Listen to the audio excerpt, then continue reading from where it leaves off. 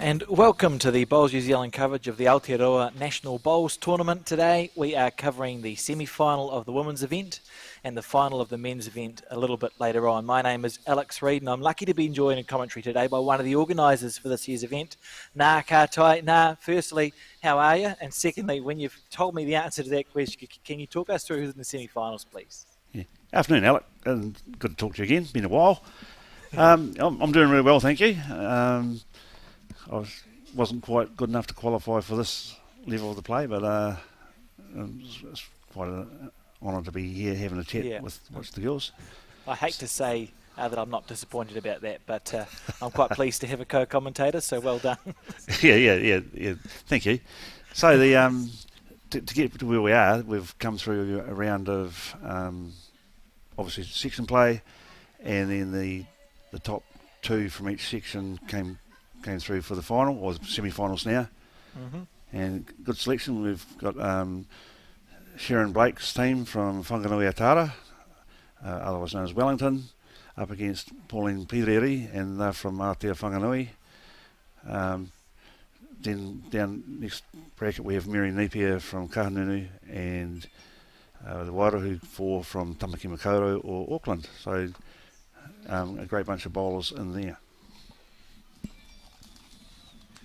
It should be a good couple of games coming up. And of course, after we've watched the semi-final for the women's event, there's a final of the men's event, isn't there now? Yes, there is. And that's shaping up to be a bit of a battle. There's a few guys who've done a bit of national winning in the teams. Hamish Kape comes fresh from taking out the Taranaki Open. John Lavelle, I believe, was in the New Zealand Deaf team a couple of years ago. And of course, Huwyler from Whanganui, his team's been going quite well in national stuff as well. Yeah, we've seen them a lot. We covered the Taranaki fours. It feels like it was weeks ago, but I think it was just maybe 2 weeks ago. Yeah. Well, we've seen a lot of those players there as well, so it'll be no stranger. The viewers will be no stranger to them, as we see. I think this must be the first end, and Lisa White there off the front. That'll be an unusual position for her. Certainly is. I'm used to seeing her at Skip, really, but for Stokes Valley, and back in the days when we were still involved with 3-5. But I was talking to her last night. She's really enjoying lead. Get his bowls done, get the team off to a good start, and then sit back and relax for 3 or 4 bowls. Fair enough. And knowing how good Lisa White is, I'm sure that her 2 bowls are more often close than they're not. Very much so. Yeah. She's a very talented bowler. Very talented bowler. Lovely person as well, as they all are out there.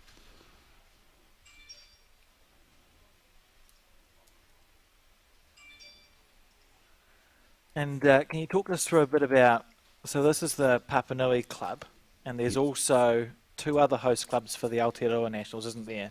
What they are? So Papanui Club is a chartered club down in Christchurch, and the Papanui Club outdoor bowling club is a subsection of that. They're our headquarters. Our other 2 clubs are Bowls Papanui, which a little bit of confusion with the competitors this time around because they got them mixed up for obvious reasons. And then Morrison Ave is the other. So each of those is a 2 green club, and we, in the initial stages, we had a women's and a men's green at each, just to keep it all nice and together. So all have good quality greens, and the staff and the people, the management of the clubs are bent over backwards really to help us out. They've been exceptional. And certainly I can recall at this Papanui, which is whichever one it is. Yeah, Papanui Club, yeah. The club. We had the Nationals headquarters here, and you can see there 2020 they won the Bowls New Zealand Club of the Year. They did an absolutely fantastic job, and I'm pleased to see them sort of be the host of another national tournament this year. I'm sure we'll see them around in years to come as well.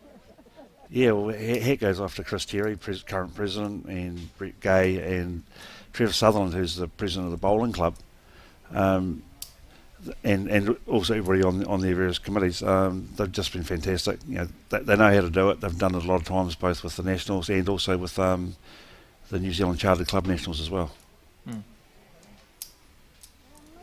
Let me see. So they've had the games, just for those who are watching, 10 ends.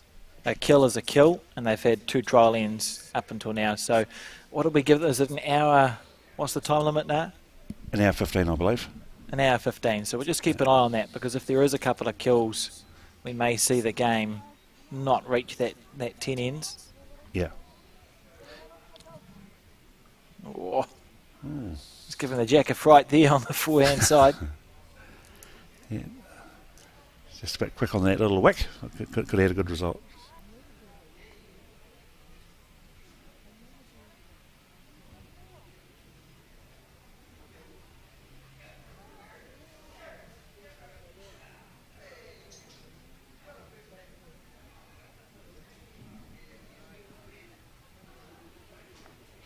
You can still see a couple of droplets of rain sort of flick past. As it is, the heavens have opened a little bit down there after what I was led to believe you were in the middle of summer now, and I was looking forward to actually watching some bowls. Some nice weather, but it looks like it's raining out there today. Well, I thought I might have been in Perth yesterday, as upwards of 32 degrees. And this morning we got a little bit of relief with a bit of breeze, and now the Auckland weather's arrived. Sorry. That's fine. Blame the Aucklanders. It's just a delayed reaction down there. Yeah, so it's been interesting because with both the men's and the women's teams, the change in weather and temperature has sort of made the green a little bit foreign to us for the first couple of ends of both games. So yeah, it's moving just a bit different than it was yesterday. Yeah, absolutely. It'll probably, the greens in Christchurch are known for being pretty slick. I would imagine that the rain slowed them down by a second or two. Yeah, absolutely. And of course, you just see the flag fluttering a little bit in the background. It doesn't actually reflect what it is like at ground level. There's quite a bit of a breeze coming across, and it's shifting the lines of the bowls as well.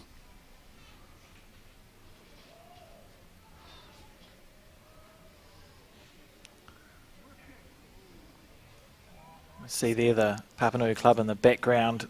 So it's all connected, isn't it? The Papanui Club outdoor bowls and the Papanui Club, which is the charter club facility up there. It's all connected together. Have a few of you gone back to that for meals and stuff during this event? Yeah, they're actually the catering for the dinner at night is actually in the club restaurant. They have a buffet there, so they've allowed us to hire that out for 2 nights. Just right. Take care of catering. Yeah, the bowling part is actually the bowling section of the club, but it operates as its own entity for just to run its all bowl intents storms and purposes. Yeah.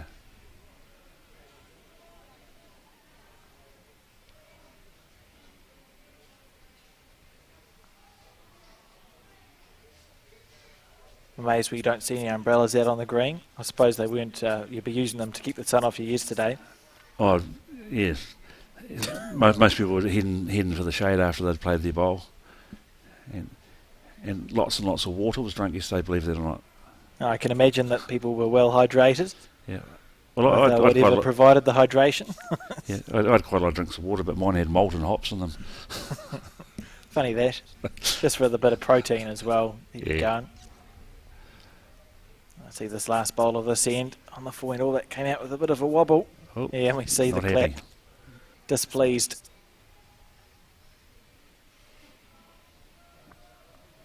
Lisa White's got the mat like she thinks they've scored more than one. Of course, her team of Emily Gray, Media Fryer and Sharon Blake. How many did they score? That's the question. We don't have stickers, so we have to be eagle-eyed in regards to whose bowl is what. It's a test of focus, although I suppose we spent like 300 years of sport where everyone had the same coloured bowl, so we should be grateful.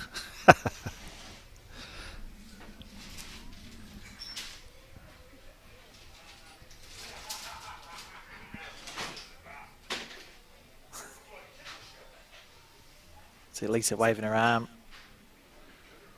She's a very talented bowler, Lisa White. One of a few who's played for her country in both indoor and outdoor bowls. And I think last played for New Zealand, maybe 2012.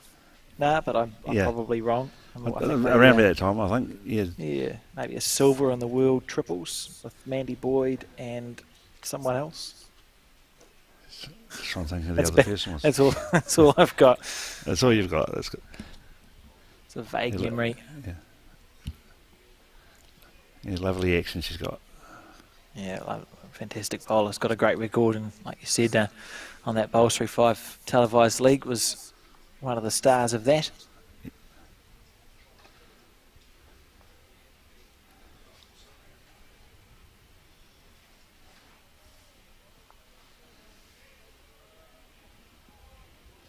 But she won't be happy with her first bowl. Like you said, I think the green's probably slowing up with the rain. Yeah. No, that could have made a liar of me.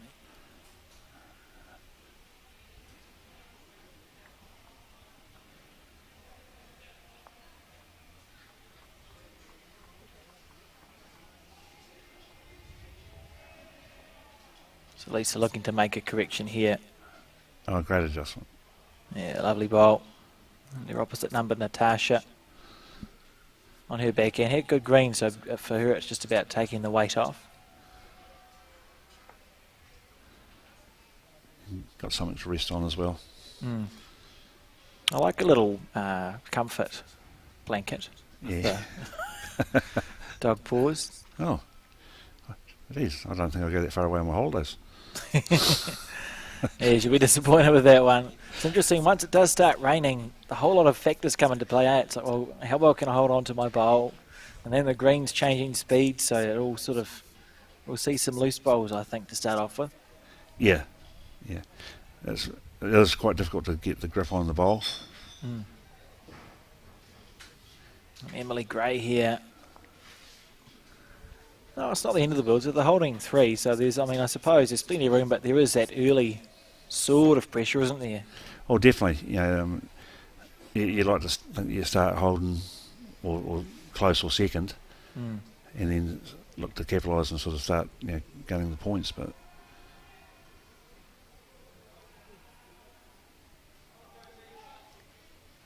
so it's important that this bowl is close and it's not far away. it's pretty good. That's a very good first bowl. Yeah, absolutely. Happy with that. Probably the shot.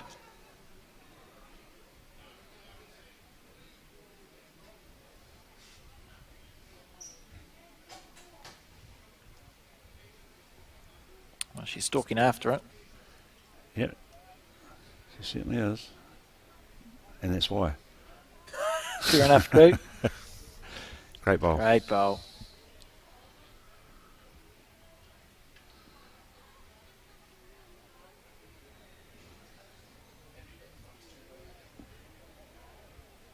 It's good to see that communication. Skip just saying that's how far past you were.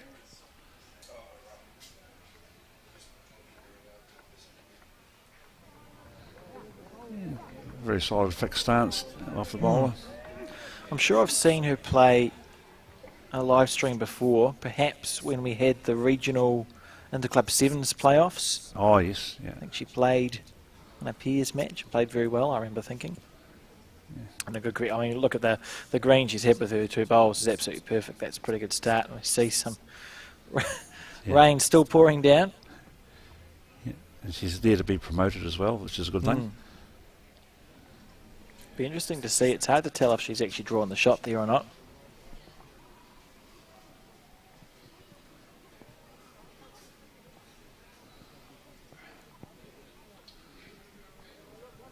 Steering this bowl down. Yeah, just holding up a bit. Now, with the amount of rain, I suppose it's been dry for a long time, which is good news. It'll be interesting to see, just for the viewers, keep an eye on the green, because you might see it change colour, and then it starts, they almost start pooling, don't they? Now you can see it get like a shimmer on them. And that's when you know you're in trouble. when the rooster tail starts coming off the bowl, it's usually a sign that it's going to slow down soon. Yeah, looks like you're riding a jet ski. Was where was I playing? Somewhere, and it was raining. Someone gave me a good bit of advice, and I'll pass it on now. If you're leading and you're trying to deliver the jack. If it's raining and it's ponded a little bit, you're actually better to lob it. Yeah. You know, don't make sure the greenkeeper's not looking, but just lob the jack. If it hits the ground a metre in front of you, that's a metre of water that it's not had to go through, so it's easier to to get the jack where it's supposed to go. As I said, just make sure the greenkeeper's not watching. Yeah, they normally only stand you down for 4 weeks if they catch you. So here we go, correction. Got a bit of merit. Probably one down to that bowl at 12 o'clock, so it's about clearing this. Oh, no. Very close. Much better head than the second end. Yeah, they'll be pleased with how this is progressing for them. Both teams really seem to have settled down a little. I mean, I know it's N2, so we say settled down. They've started off well, really. Yeah, a bit of talent in the grandstand as well. Kerry Becks, Canterbury player and Canterbury selector last year. Tom Tamati, who was one of the Nelson peers. Obviously they didn't make it through to this stage. It's enjoying the hospitality. It's a great event for that, though, isn't it? Nah, like the social side of this event has always been sort of talked about by bowlers around the country, and sort of do you think that's part of what makes it for you? Absolutely, it's a different style of tournament. I mean, you still have your selection of really talented and skilled athletes, but more importantly, it's almost like an annual reunion. Seeing good friends from the past and making new ones, and just enjoying each other's company, and it's good. Yeah.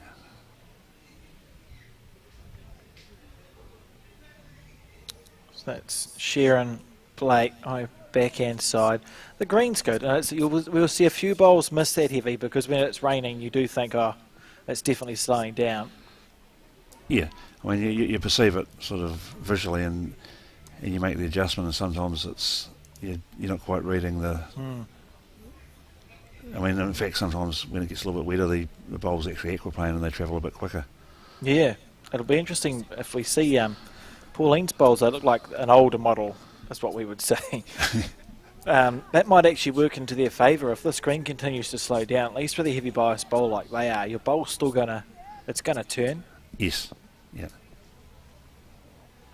And the other thing is, it's good when it dampens down, because the wide turning bowls on the really quick surfaces, if you haven't got sufficient green, they really take off quickly. Yeah. It's almost good for the wide turning bowl, isn't it, to play on that slower surface. Sharon will be disappointed with that bowl, and Pauline with a chance. Well, we're not sure if they're holding one or not, so she's either a chance to add a bonus or to make it the shot. No one's really. There's been lots of talking, but not much about. They haven't obviously not thinking of the live stream, and no one's telling us if they're holding the shot or not. Yeah, well, nobody's put their finger up, have they? Here we go. So. Mind you, I didn't do much there yesterday either. Here we go. Great bowl. Something's happening. Oh, it was near brilliance. We'll just see. What's that mean? Means I'll get my tape measure out. Yeah. Never been good at reading sign language.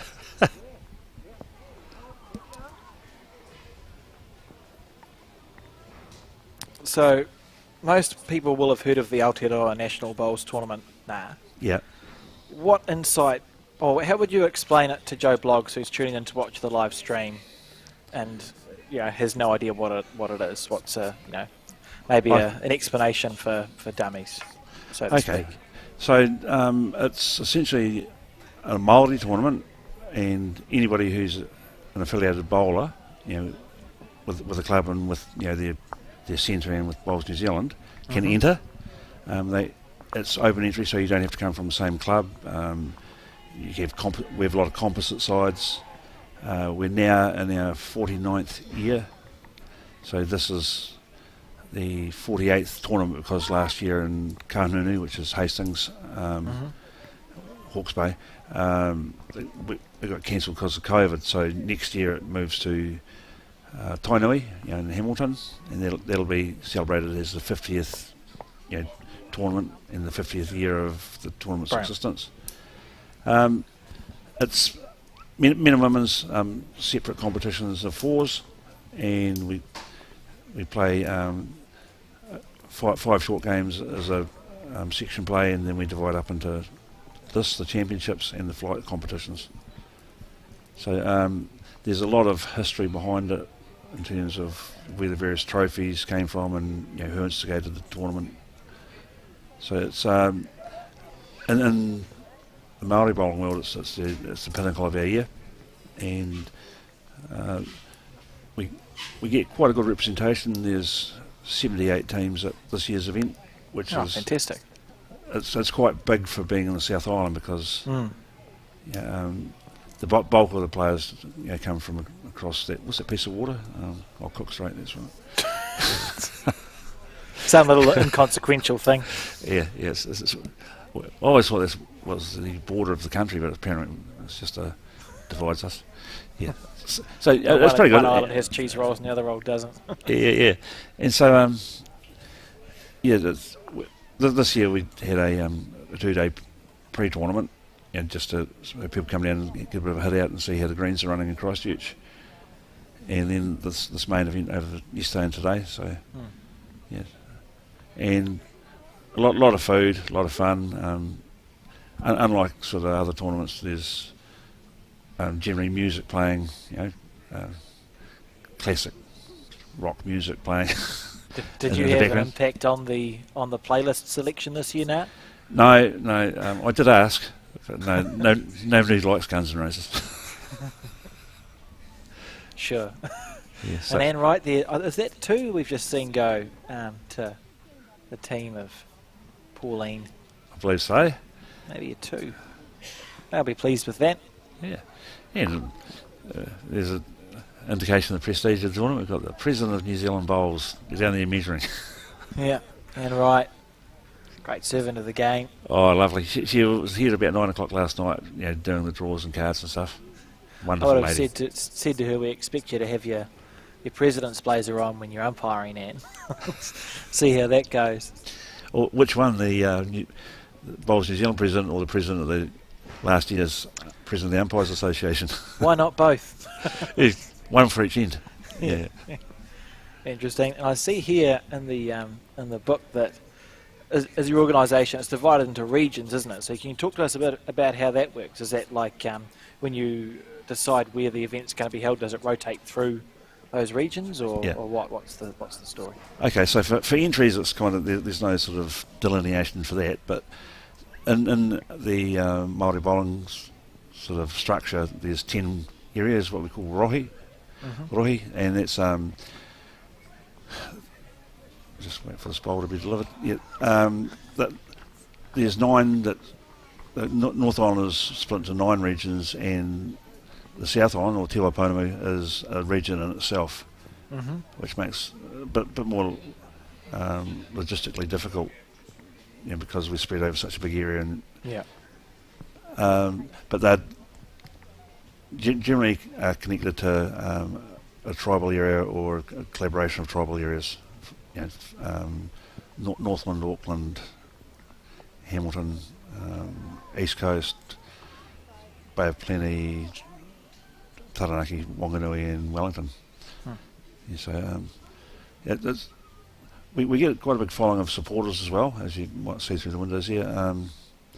So the bowlers travel, but it's quite a family sort of centred thing. So we see a lot of kids and grandkids come down to watch the elders play. That's good. That's brilliant. And we saw there Lisa's first bowl should be happier with than the first event. She's just been finding her way. And I think opting to switch to her forehand side now.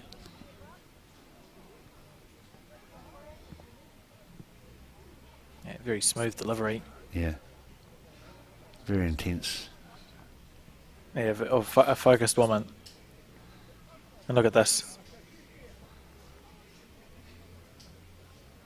Yep, happy enough. It's the lead A. So you've got 2 bowls past the jack in line with it. Happy days.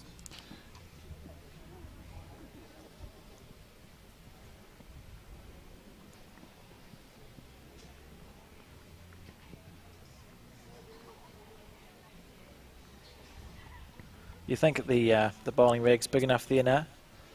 Well, it was quite wet, the rain. You know, It's probably not. well, I'd probably be taking a bathrobe out there.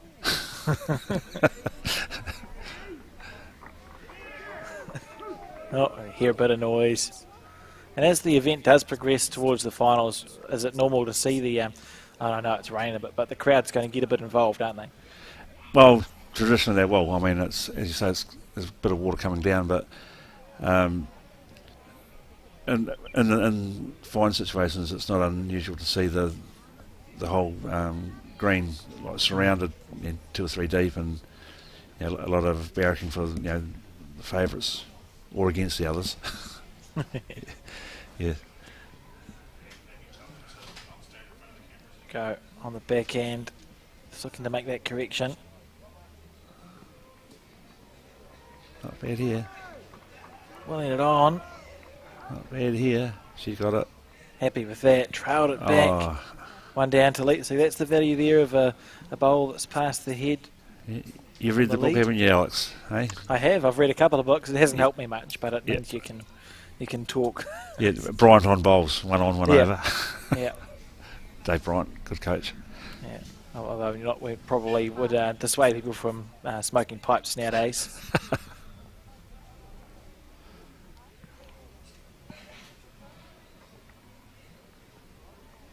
On the forehand side. Oh, it's a lady offering a bowls cloth to someone. See, that's what we're talking about when we say that, like the Papanui club. No hill's too big for them to climb, is it? No, absolutely not. Anything and everything we've asked for, they've just been, too happy and too willing to oblige. It's fantastic. So Pauline's asked for a backhand shot. They one down there to that pink ball that sits at 3 o'clock on your screen to the jack. And Wahine just under the line there a little bit. Should we be disappointed with that? Yeah, she's been going pretty steady up till now. It's early days, but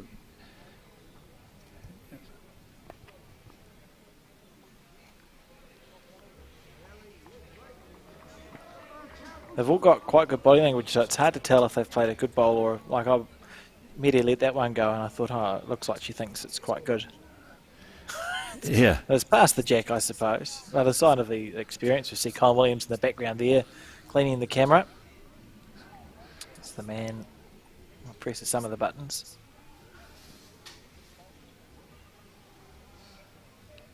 Right, so it's correction time now, isn't it, for Wahine? You can look to reach through that pink bowl that you can see next to the jack, and I think she must be close. Oh, she was. Yeah, but interest shown by her skip then, so you generally tell that's when something might be about to happen. The skips crouch over and have a look. So just again correction time here. They're holding one, so it's just about getting another bowl there or thereabouts. And that's a tighter line to see your first bowl finish to the back left of the screen, bottom left of the screen. And the line was good that time, but the weight not there. Yep. When you get them both right at the same time and you can do it for every end, you call it a job. Becomes a simple game. Yeah. That's the frustration with bowls, isn't it? There's only ever, it's green and weight. It's how hard you can throw a thing and where you aim it. You would think it would be uncomplicated. So you think that, be. Yeah. Quite. One thing I found, I prefer it to golf because in my years playing bowls, I've never had to play out of the bunker or out of the trees, and I've never lost a bowl. I was just going to say, I hope you hadn't lost a bowl. I can't get them far enough away. I'd bank that you've lost a couple of jacks over the back of the green in your time, though, now. The odd one or two, yeah. Yeah. All right. So, Pauline on the back end, trying to play that same shot she called her 3 on, so we're just reaching through that pink bowl, and these are old bowls, so they'll turn in. Bit of merit here, bit of merit. Look at this. Yeah. That's lovely. Great shot. Yeah. Probably the minimum weight she could have played that with, and she had 2 chances, but that's a beautiful bowl there.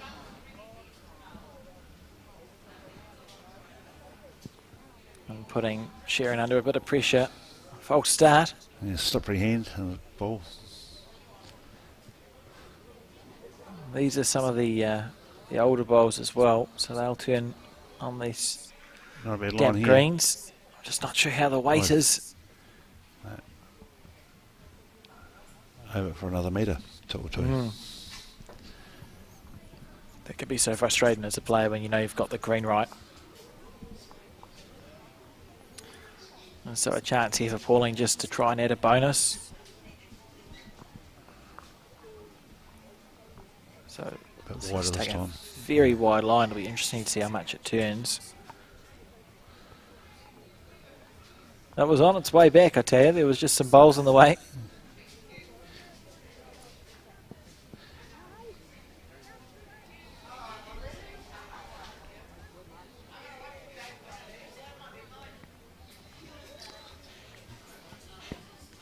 Bit more vigour in that one. Yeah. Steering it down. Oh, just on the outside. Decided better to miss heavy than short, which is fair enough. Yeah. But 1 point to Pauline's team, so they lead now 3-1 after 3 ends. Remember, it's a 10-end semi-final, so you blink and you miss it. It's important to, you probably, if you're Sharon's team, don't want to be more than 2 or 3 down, do you now? Absolutely not. Once you lose the initiative and the lead in these short games, it's very, very difficult to get it back. Blink and you miss it sort of thing. Yeah. And this jack might go out of bounds. Is it a place jack or a rethrown one in this event? To be fair, I'm not sure. Cool. They were asking the same question. Yeah. So your lead must have been perfect. There we go. So it must be. Well, That looks like it's a placed situation. Yeah. My lead didn't throw many jacks, to be fair. I wasn't going to go that far. Yeah. So here we go, Natasha.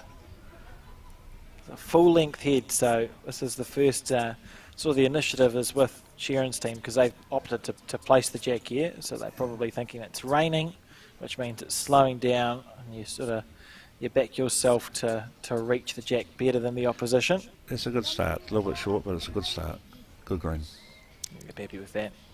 And Lisa playing the other hand, her backhand side, which is to the left as we see it.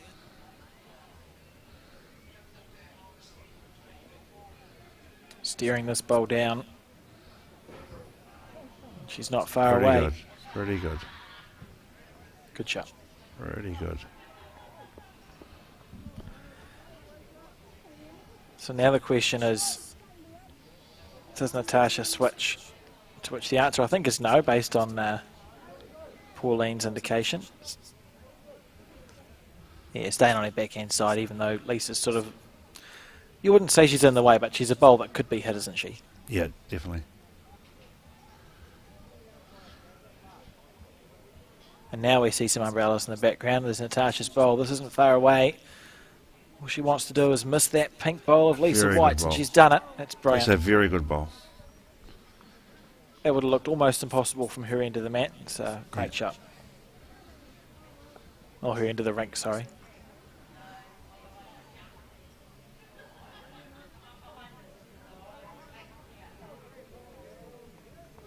On the back end.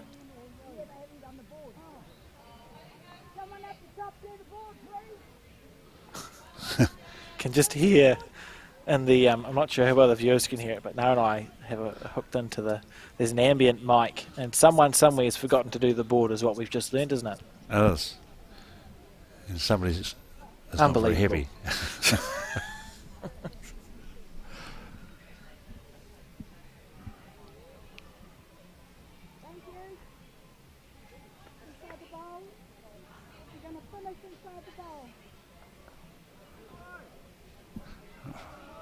Fine collection men at the back. Paddy Stewart, well-known bowler in Canterbury, now shifted up to Gisborne. Brett Allen from Dunedin, and Tom Tamati. Watching what might have been for them.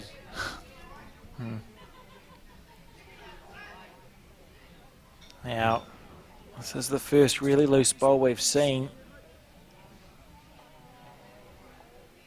Yeah, good green, but it's didn't really matter when it's 3 metres short. Yeah, and from Sharon's team, they've put the jack long because they're hoping, well, you usually do that because you hope your opposition's going to fall short. They'll be thinking it's a real shame that the opposition lead, Natasha's got that one bowl really close. So you can almost afford to miss when you've got something on the head. It's that bowl that sits there on your screen at 2 o'clock to the jack. It's pretty well protected. It's going to be hard to score more than a couple. Oh, that was close to picking the jack up. We'll need it to stop now. That it has. See what sort of adjustment we get here.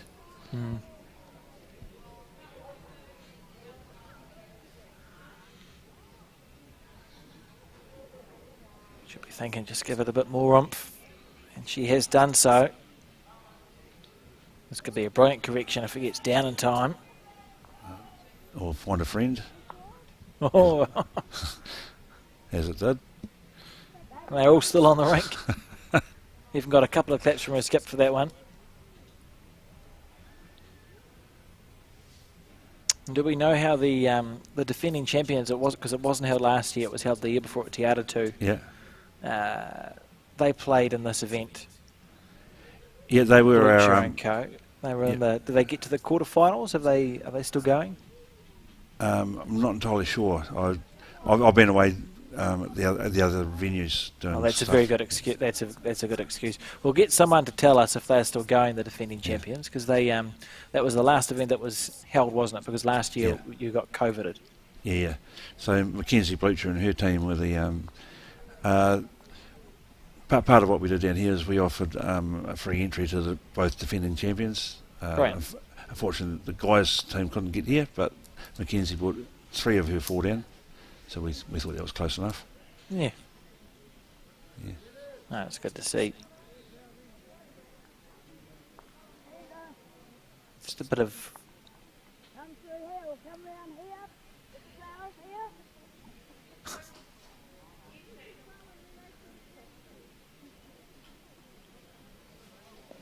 Doesn't like it. It's a mid.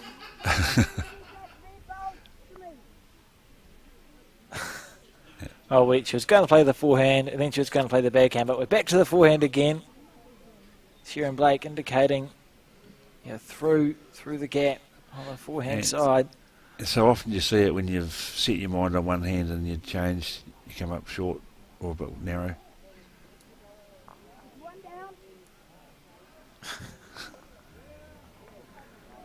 Oh dear. Yeah. So I suppose probably one of the differences between this and the men's game,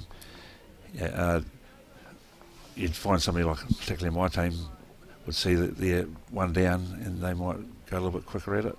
Yeah, the lights start flashing, and they go, cool, there's a target. The red haze comes on. It's got Moana on the forehand side, looking just to try and add even a third shot. And it'll be interesting to see the weight that, as you say, has opted to play here from Medi Fryer. It'll be tempting you, just to pick that gap, you replace the shot bowl, move the jack back. She's given this more. Played a bit of an upshot. Well, the intention was there, I think. Yeah. Probably the right line and a few metres short on the weight, because obviously if you play with more weight, the bowl's going to hold. Yep. It gets up on its running edge and carries a bit straighter.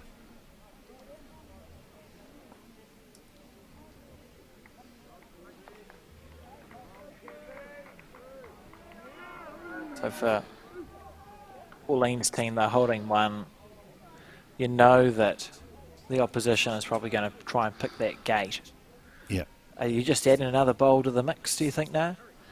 Well, might look to get something in between the other 2 bowls, block, or even if get round the purple bowl on the left as we see it, if they can bend one in there and provide a bit of protection. I think that's the idea. These older model bowls, they'll definitely come back. With Pauline's on the forehand. This may be narrow based on the track. It's coming in good. Perfect. Just short of a gallop. It's played some great bowls this game and seems in pretty good form.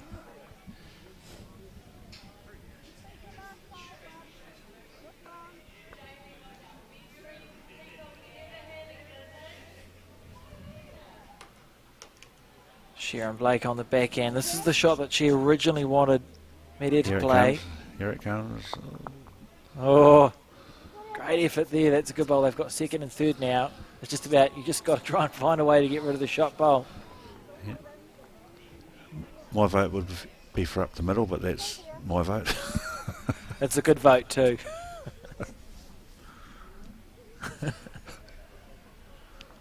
Right, Pauline on the forehand.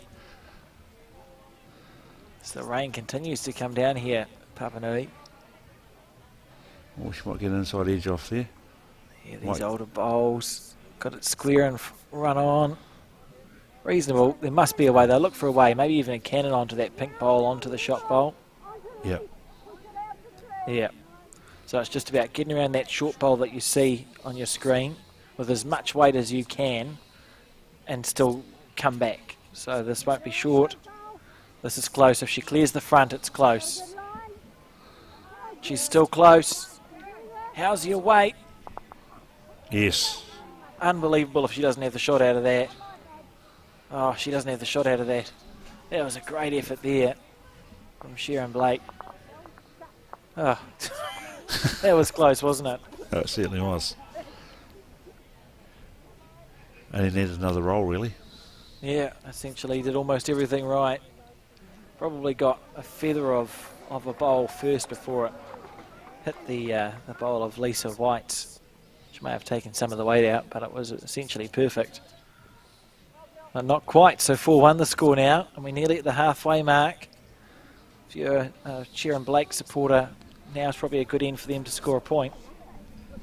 Yeah, they need to score quickly. That's what they'll be thinking. Yeah. Are they just measuring out? Interesting.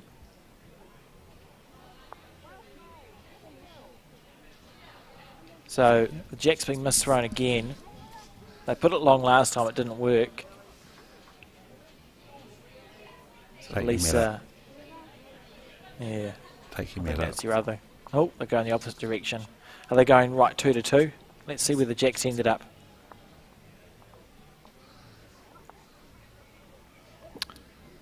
Okay. I can see it. There you go, on the backhand side. Nice smooth delivery. Very smooth.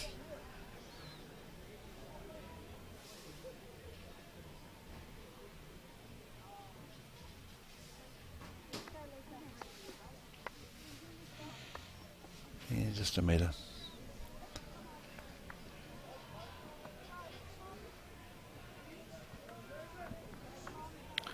And Lisa White on the forehand side.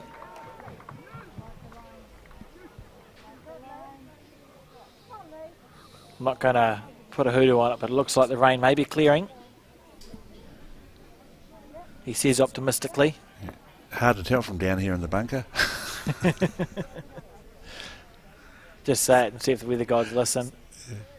Good first bowl there from Lisa White. And Natasha looking to make her correction. Lisa will desperately want this one to not be the shot so that she can add a second instead of trying to get the shot back. Yeah, it's right. Pulling up a bit short. So now you think here's an opportunity.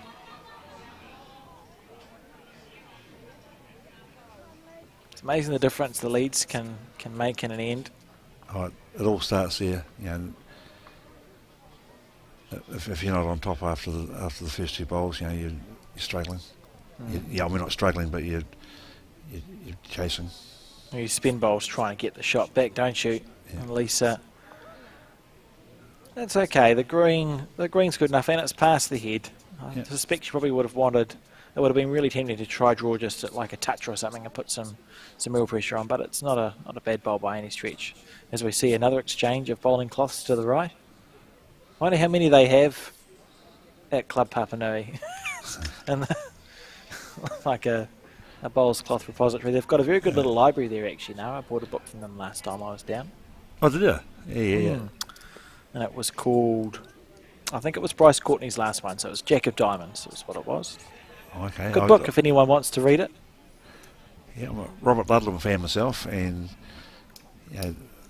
Papanui, Bowls Papanui had his whole collection there, which is quite good. Must have saved at least $10 on the library fees. Yeah. Like about a lot of bowls clubs have that situation where they have the a gold coin donation, whatever it is. Yeah. For this the books ins and outs. The rain, although I've said it's clearing, doesn't look like it is, to be honest. That's that hoodoo you talked about, Alex. Yeah, it's my fault. Sorry, team. So, Lisa White holding one for Sharon Blake's team. Got a bit of merit. And this looking to draw the shot. Through the gate. Yes, still holding that one. They trail 1-4 Sharon Blake. Important to get another ball on the head, you feel. Absolutely. Emily Gray. Get that 1 foot tap. Yep. Again, it's either a good sign or it isn't. Yeah, the foot tap's normally an indication you think you've done okay. And I'll just run on a bit, that's all.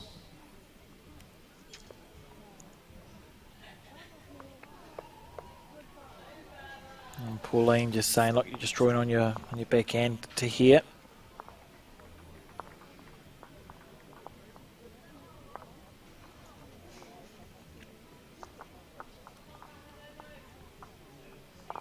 Not too far away.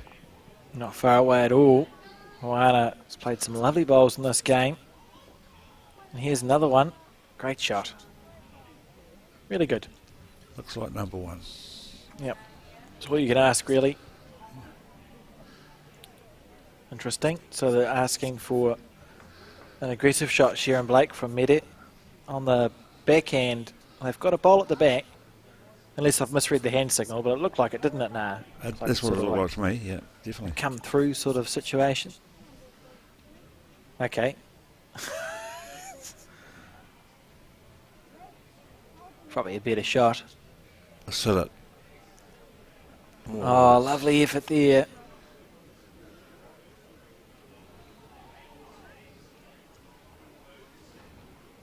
And Pauline saying, yeah, well, that one, it doesn't need commentating, does it? Shift the jack to those bowls.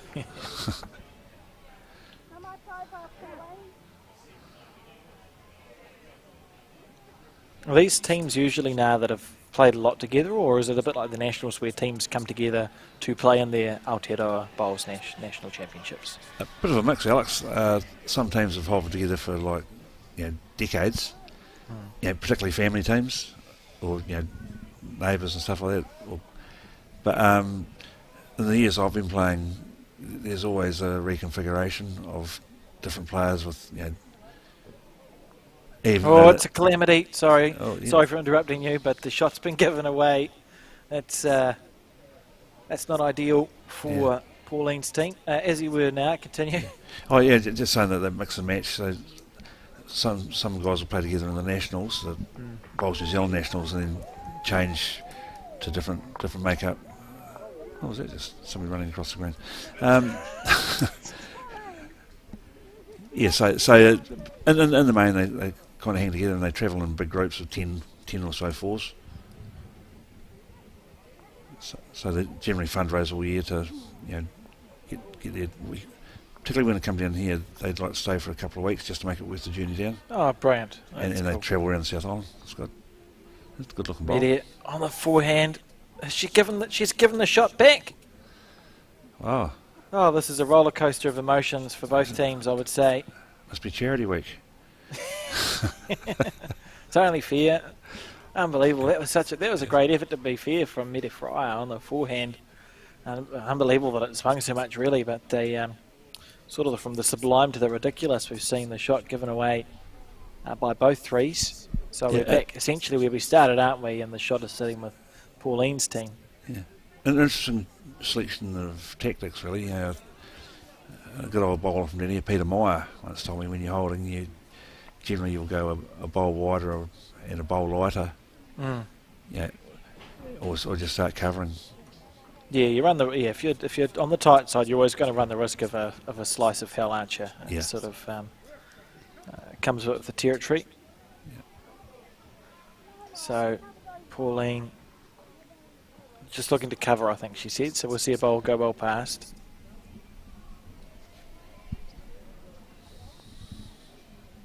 Just taking her time.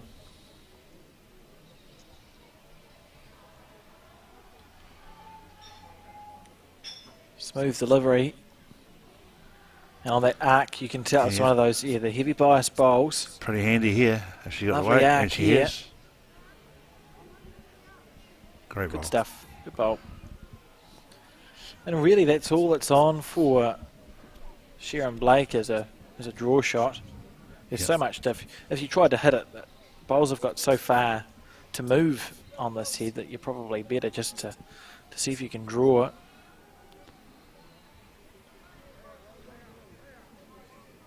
And that's the intention here on the forehand. How's the weight? I don't think she's quite here. It doesn't look like it's up.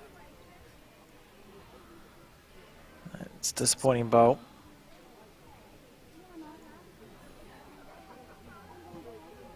It looks like at the halfway mark there might be a bit of work to do for Sharon Blake's team if she can't salvage this end. Yeah, it's getting to the multiple figures. The run rate goes above 1 per. It's not quite panic stations, but it's that we need to score on this end moment, isn't it? You know, you sort of really knuckle down, and even if you score a 1, at least then you've got some initiative back. Yeah, bit of momentum, and it helps the top 2 inches. And Pauline, I think that one was probably rain affected. Didn't come out of her hand as well as she would have liked. Although, ironically, that's a reasonable block on the forehand. Okay, that's interesting. So, Meta asking for Sharon to hit that blue bowl so it'll come across to the right as we see it. That's an aggressive Not bowl. far away. She's not far away. Even the inside half will work. Inside half. Oh, I like that call. That was a good call. Yeah, a good aggressive call. Yeah, good options. Sort of a slightly easier target than try and dead draw it, but points to Pauline's team regardless. And now, really, if you are a supporter of Sharon Blake and co, now is the time that they really do need to score a point to stay competitive in this game. Should be, 6-1, we think, after 5 ends. Yeah, it's a big gap in a short game.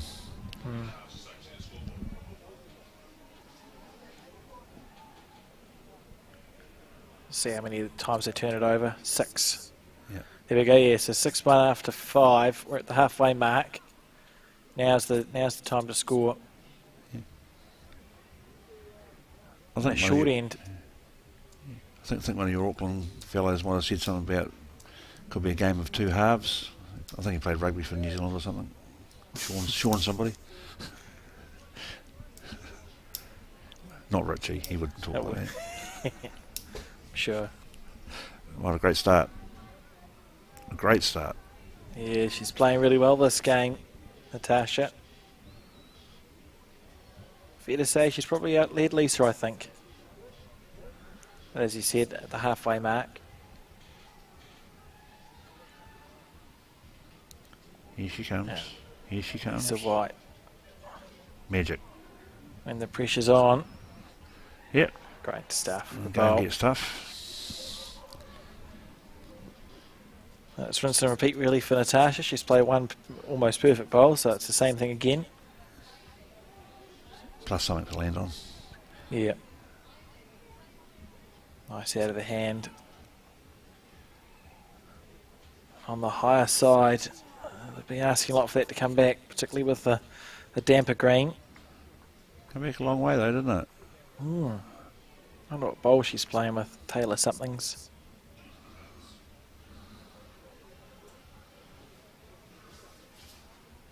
And Lisa will stay on her backhand side, but just to the left of the screen as we see it. Yep. We'll get there. There we are. Beautiful line. Could come in handy later. Yeah, that's fine. It's a good way to miss, isn't it, if you're leading? I got told several times yesterday that I'd be better off in the ditch than where my bowl stopped.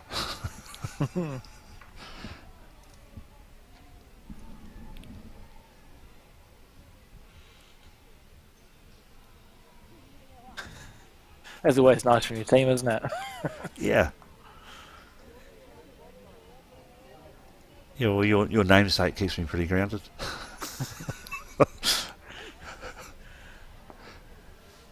Sure, that's one way of putting it. Yeah. Very clearly understood when I'm not performing well. I'm sure it's subtle. Oh, yes. We can report that Hamish Kape is the first one into the men's final. He won his game 18-4. That game, of course, coming up after this one. Okay, so you obviously beat Ray Lovey from Wainuiomata.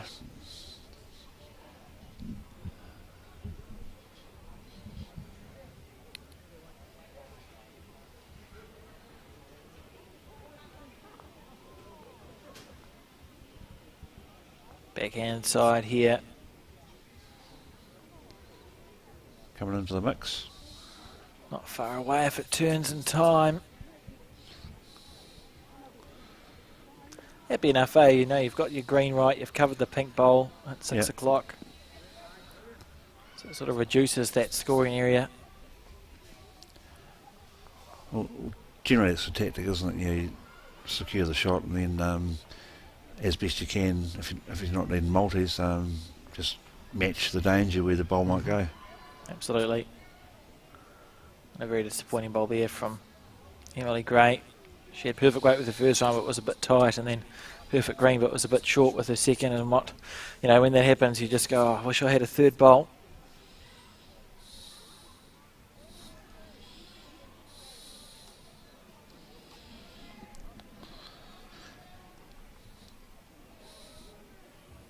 Moana on the backhand side. Got the right green. Not a bad place to be. Best back. And they're giving a foot. Well, you see that from a few skips, eh? It seems to be the two camps. The people either give a foot as a target or the ones who don't, because they don't like it. Yeah. I don't mind a skip giving a foot, just that sort of physical, this is where you need to be. How good's this? Oh. Well, quite good. Well, maybe enough for one.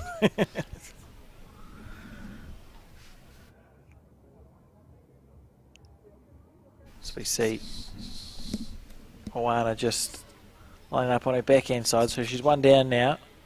As you can see the score, top left 6-1 on the 6th end of 10.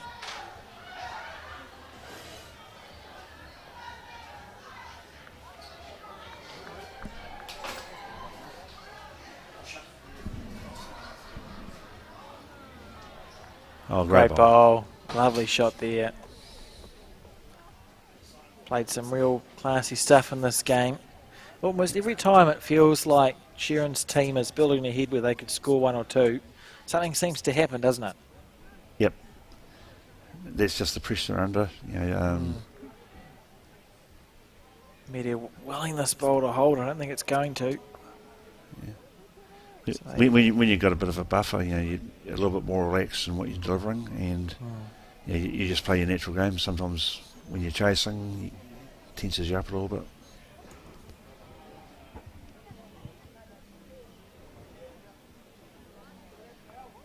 Both teams having a bit of a chinwag there. Yeah, well, I get into the business part of it now, so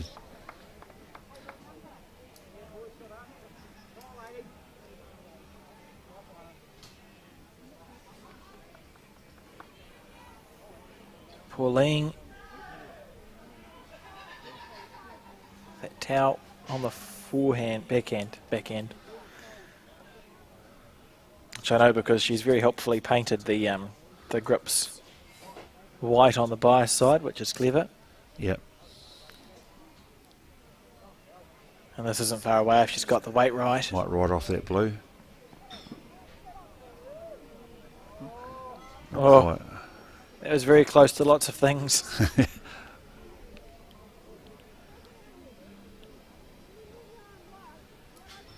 If Sharon is aggressively with her last bowl, I suspect, sort of, you almost think, well, we'll try and draw the shot or second shot, because then you get maybe second and third, and then you could perhaps have a nibble on that backhand side underneath that blue. Come in handy here, though. Don't need to if you're going to get the jack on this side, though. Oh, found a gap. Bit stiff.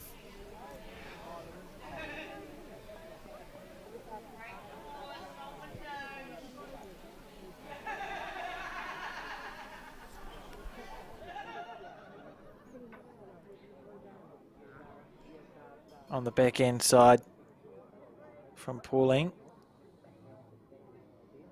Coming in nicely. And bend. No, it didn't. Willing it to turn. Can you remember whose bowl that was? It's a blue one. That's all I've got. I feel like they're probably still only the one down.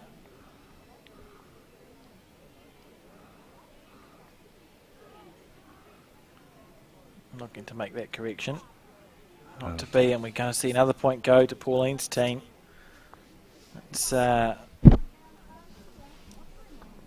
Well, not panic stations. It's really time though. Points need to be scored. Well, they're now in the position in a couple of shot ends. Yeah. So peeing one by one just is not a thing there.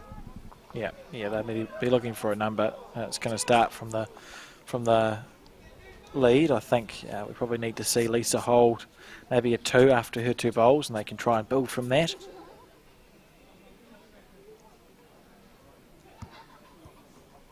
So we see the jack delivered reasonably short. A 6-point lead. 3 ends to go after this. So multiple time for Sharon's team, really. See some new members of the crowd. Yeah. He's got a small beard, that guy. Grizzly Adams? No. Oh, no, Grizzly will be older than that. Not quite on another continent as well. He may have travelled. There's a good first ball there from Natasha. She's played well this game. He certainly has. Well, Lisa White looking to get right on top of it, give her team a chance to try and come back into this game. She's on her forehand side. Hurry. Winning it on. Couple of feet. Good one to work from. She's got the right line.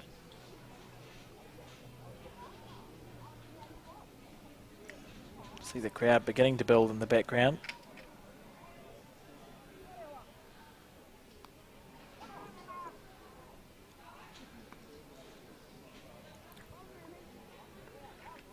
Correction for Natasha.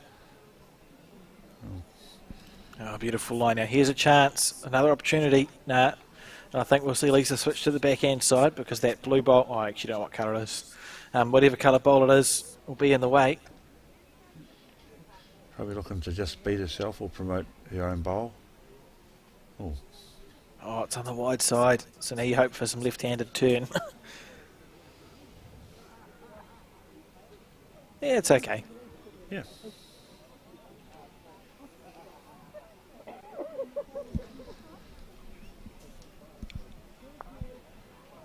Pauline asking for a forehand shot here.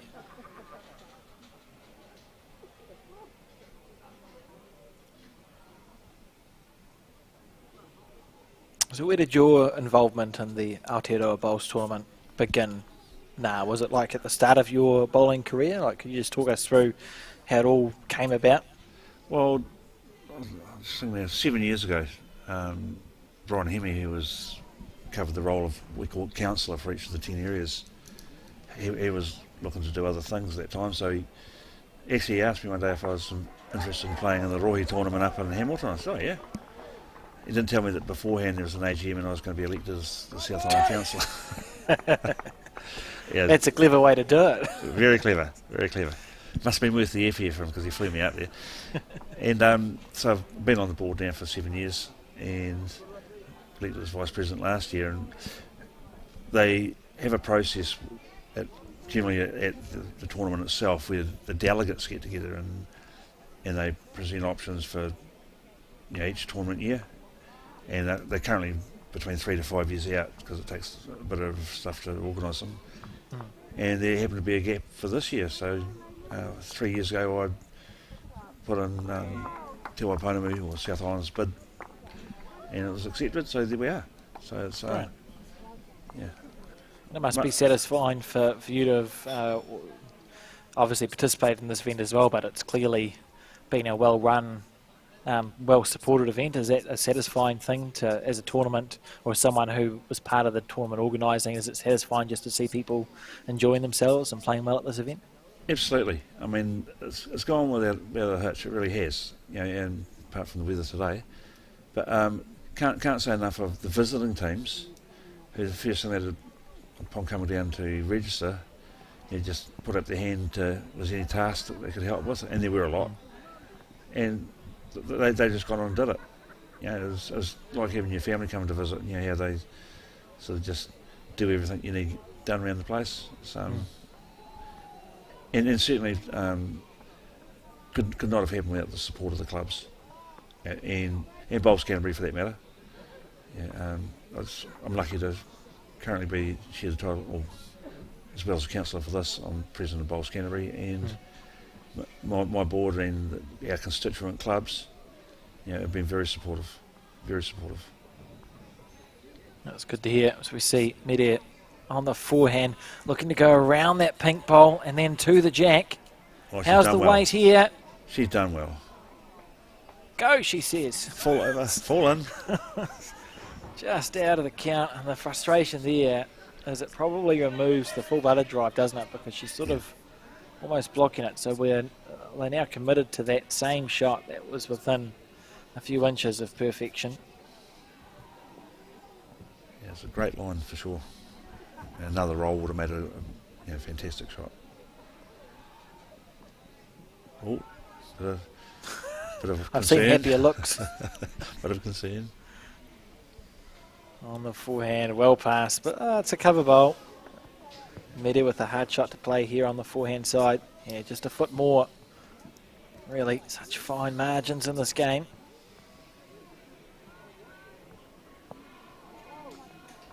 Oh. Everyone still seems quite interested in it. Nah, down to the weight. Oh, not quite there. Just short. And that's if that up the middle shot was blocked before, I'd say it's even more blocked now. Yeah. with that bowl, so it may just be they have to try and play that same shot just around, more like a swinging thing around the bowls. It's hard to see though. Yeah, sometimes in these situations, people will play like a clearing shot, to give their skip, a better option at drawing or whatever shot they're going to play. Yeah, you'd think there'd be that temptation for Sharon, even to try and cannon the second shot bowl of Pirere Fryers onto the shot bowl. Yeah. And if you're wide or narrow, you're clearing something out of the way. So I think we'll probably see that, some aggression on the forehand side, regardless of what Pauline does here, because you need to be scoring points. So even if Pauline adds a bonus, you still have to give it a bit of a hit, I think. Yeah. She's doing her best to block up that. There's that one gate you can see between the pink Here bowl it comes. Yeah. and the blue bowl. Is this bowl going to put a block in? Yep. Good luck. Yeah, just going for that more gentle shot. On the forehand, Sharon Blake. Team needs to score a point. She's staring at it. She's close too. If it clears the front pink. bowl of Lisa White's, that was within an inch. The good thing about that is she's opened it up a bit now, though, hasn't she? Yep. So there's an opportunity to sort of now get in there. Or a better opportunity, put it that way.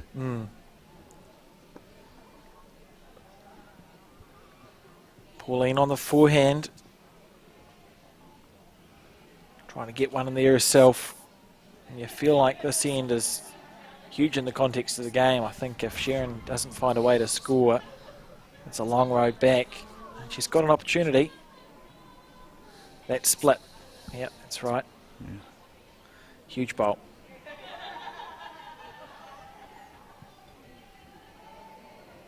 With weight on the forehand side. If it clears the front, she's close. No, she's out. Might promote that one, or not. Should be disappointed with that. Yeah. And I think we see a really hard to beat margin now. 9 points to 1 in Pauline's favour. And if her team continues to play like they are, I struggle to see a way back for Sharon Blake. Although nothing is impossible in bowls and stranger things have happened. Well, mathematically, Sharon's scored one shot in 8 ends. The likelihood of scoring 9 and 2 is a bit remote. Yeah, it feels unlikely. Yeah. But never say never. Yeah, we've seen strange things happen. Some pressure's a funny beast, if you just have to have the opportunity, really, to try and score. And sometimes it starts from the beginning. You can see that domino effect on, but it's hard to see, I would say. 9-1. And they deserve to be 9-1 up, Pauline's team. Played good bowls. Well, they're needing a score, and unlike a good bowler like yourself, Alec, you probably would never worn the number 8 tie, which is not a good thing to be seen in. It's when your team's dropped an 8 and you will get a tie for the night. That doesn't sound like much fun. It is for everybody else. I was going to say, do you have to buy people refreshments as well, or is it just the tie situation? Just the tie situation and fair enough. And the ridiculing. It's hurtful. It's very hurtful.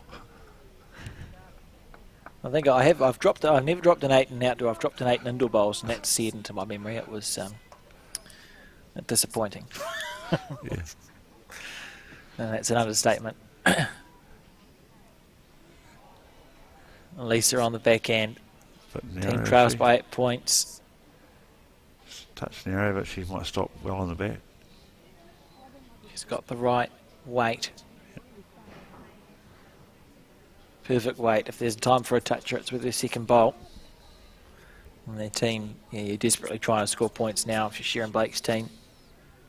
This is the 8th end, so there's 2 to go after this. So you could do it in 3s just about. So you'd probably think to yourself 3 3s will do the trick.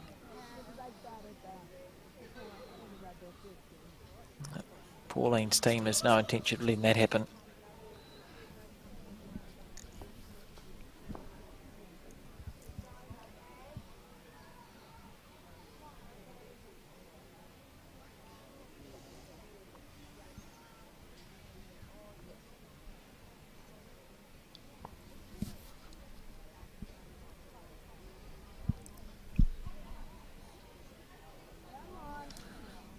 And Lisa looking to make a correction here. Rolling this bowl on. Not to be, and a loose head here from the leads. Bit of room for everyone else. Get some noise in the background.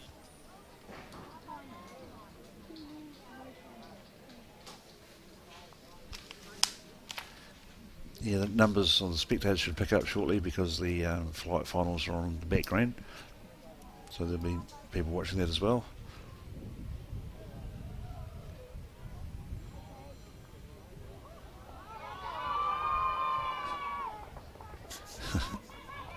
Somebody's happy. Quiet crowd.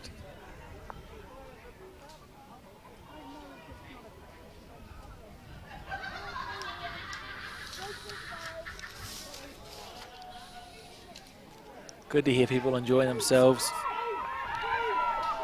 Yeah.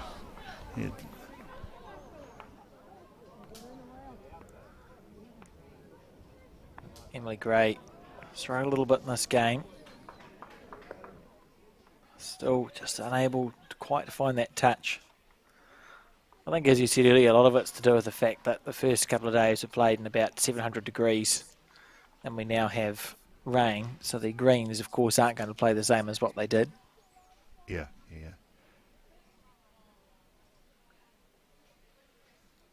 Nope, just asking for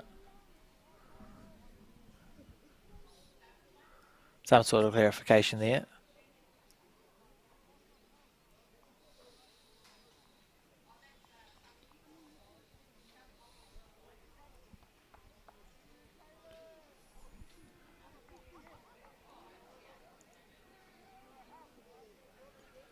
Looks like there's plenty of room. Coming in nicely. She might be travelling a little bit. Find a friend.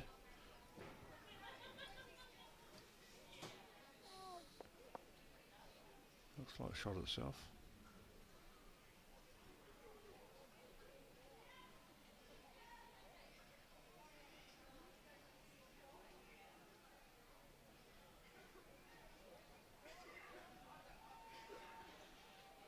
Now, I think this is going to be a good bowl here. Going to land on that last bowl by the looks of it. And stay for shot. Got it square. Oh, just that half a bowl off. It's happened a few times, to be fair, to Sheeran's team. They've been sort of in the area and find a gap or get half of a bowl. And, you know, it's often like that in bowls, isn't it? If it's not your day, it's not your day. Yeah, the rub of the green. Like some of the people we played today. You know, they could open a candle factory, the amount of wicks they had.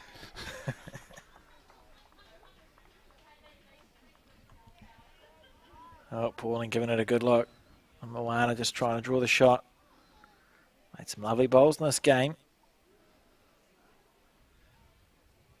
She's got the right weight there. Yep. It's hard to see who's holding really, and there's plenty of room.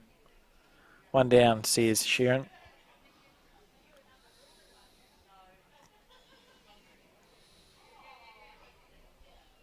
Midi Fryer on the backhand following this bowl. Good looking track. She's got the weight. It should be close. Good looking track. That's a good shot. That's Well played. She'll be happy with that. Well, they are inexperienced. And a Is that toucher. just about one of the first touches we've seen, I think. Yeah, I think it is.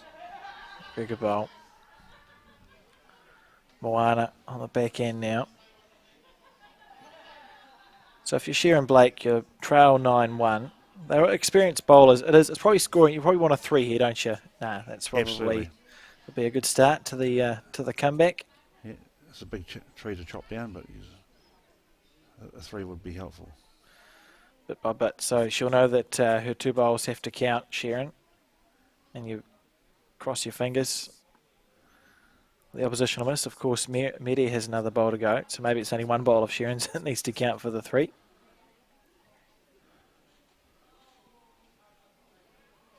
Just hold up here. We'll know in a second. Little feather.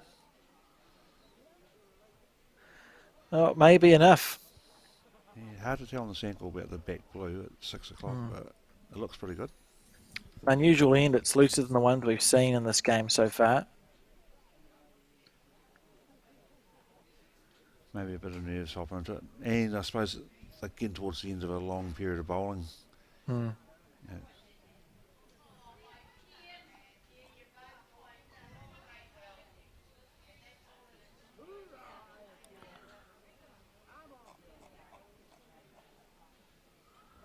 So, Pauline on the backhand side. 1 down. One of the few times she's crossed over having to recover the shot as opposed to adding it. Yes. I don't think this one's quite... No, it's an opportunity really. Sheeran looking to add, you know, she'll know she has to make her 2 bowls count. It's just about spinning 2 bowls on your backhand. You've got a few feet.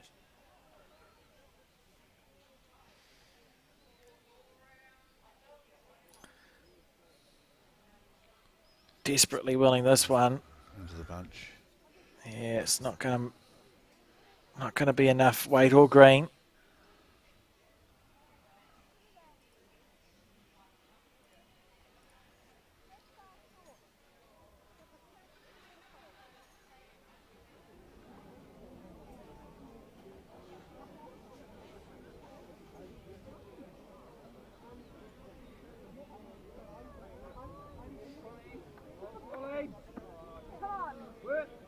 Oh, people seem excited about this one now. Yeah, they do. For reasons. Oh. She had good growth. If you look at the green there, absolutely beautiful green both times. But room here for Sheeran. If she doesn't make it a 2, she'll feel like she's missed a trick here. Yeah, missed the bonus. Makes a difference. Oh, into that front one. So, Well, she's not short. oh, Good they bowl. are. Very good bowl there. Great shot. And they're back on the scoreboard. Sharon Blake's team with a 2. And it'll be interesting to see where the jack is delivered to. Why they... Shaking hands. Why they... How many ends have they played? 8. They played I'm 8. confused. Oh, time. The time limit. Oh, of That's course. the time limit. Yeah, 15. Yeah, of course. Don't panic. Nah, it's okay. Okay, I'll just reset my alarm. So what's going on? So the time there caught them out.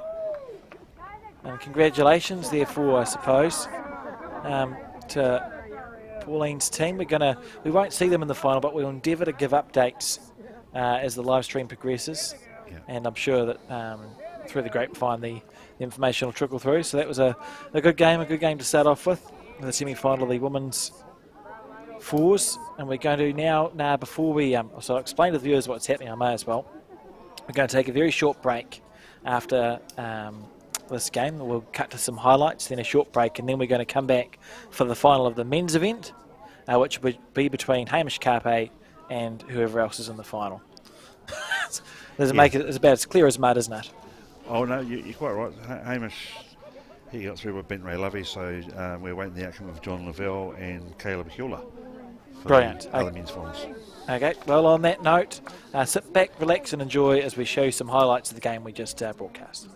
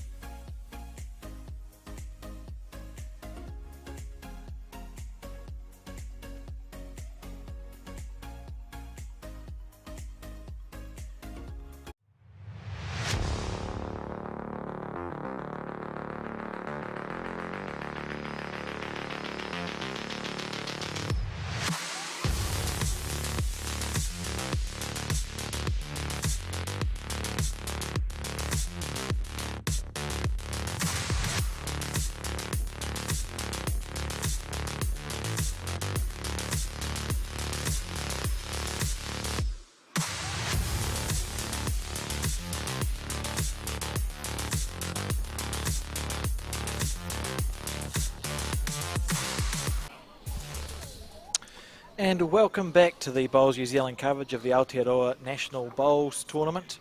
And we are currently watching, and will for the rest of this broadcast, be watching the final of the men's event. And for viewers who've just tuned in, my name is Alex Reid, and I'm glad to be joined in commentary today by one of the organisers of this year's events, Ngā Kātai. Ngā, can you talk us through, please, who are we watching in this final? Okay, we're watching... Let's get my notes together. That's a good question. Yeah, it is. Kaylin Huwyler's team from Warren Park versus... One minute, please. Hamish Kape from Kelly Hill. So a Taranaki essentially versus Whanganui battle.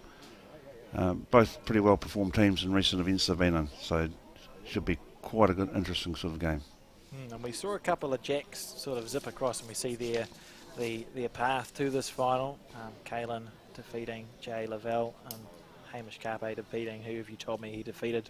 Someone Ray Lovey, yeah. Ray, that's the one. In their semi-final.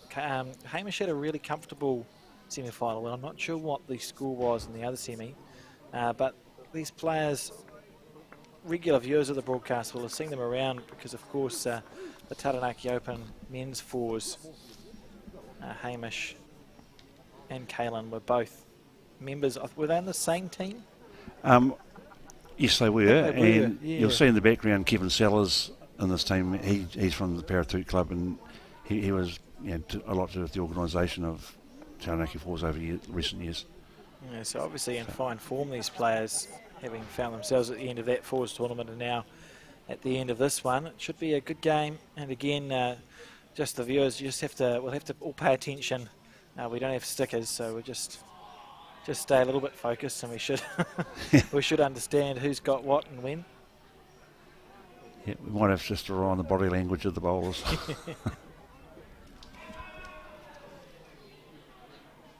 Right into their work. This game, of course, no time limit, unlike the semi-finals, and we did see the previous game we broadcast, the women's semi-final, finish after 8 ends were played because of the time limit. So no time limit for this one. It's just 10 ends, and a kill is a kill. And with these players, I wouldn't be surprised if we see a few kills, to be honest. Yeah, well, there's at least 4 of them around for their driving skills. And I'm sure the other 4 don't mind. Yeah, they'll step up if invited. Don't mind having a go, yeah, if asked nicely. That's a good correction there. Good bowl.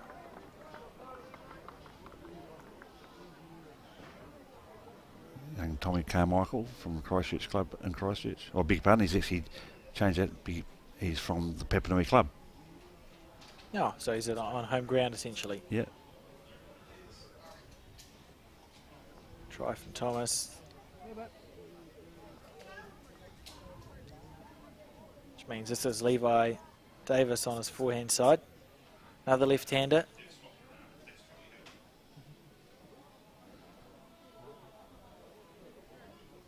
Steering this ball down. 50-50 at the minute, but judging by his facial expression. Good ball. Good enough. Great effort.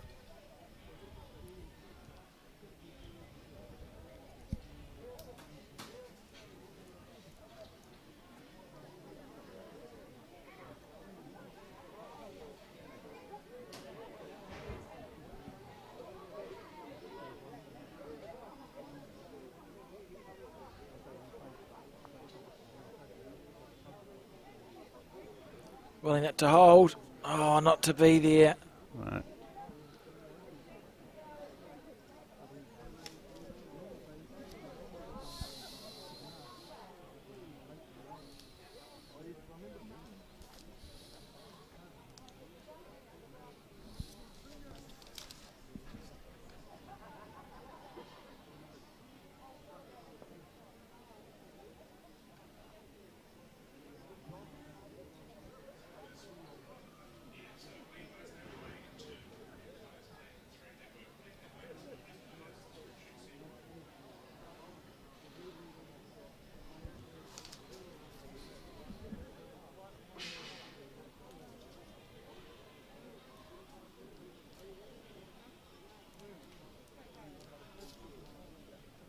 On the crossover, Kaylin on his back end has been playing for a relatively short amount of time, but a very good golfer. We see a lot of good in esports people really come across to bowls well. Yeah, absolutely. Golfers and cricketers are probably the ones that come to mind most. But anybody that plays a game requiring eye and hand coordination. Yeah. Pretty much, and I think they'd take a lot of the sports psychology, isn't it? Yeah.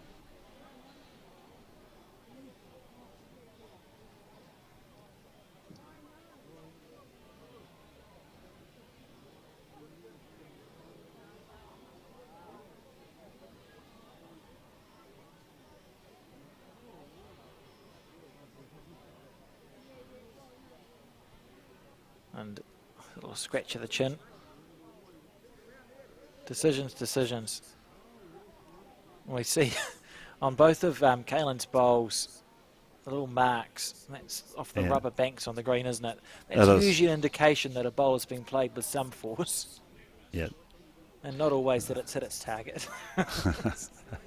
Look at this here from Kaylin. That's 2 great bowls and swinging a lot. That's beautiful bowl. Great stuff. Hamish Kape now 2.5 down.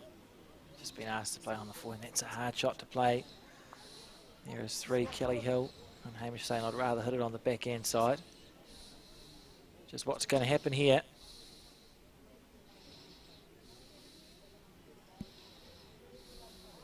Just a reaching bowl. Just under. He could get a he could get a bit of lucky result here inside out off wick. the red. There it is. Not quite. Needed a second wick to bring it back. The second one is called a whack. A whack. A wick and then a whack. Yeah, fair enough.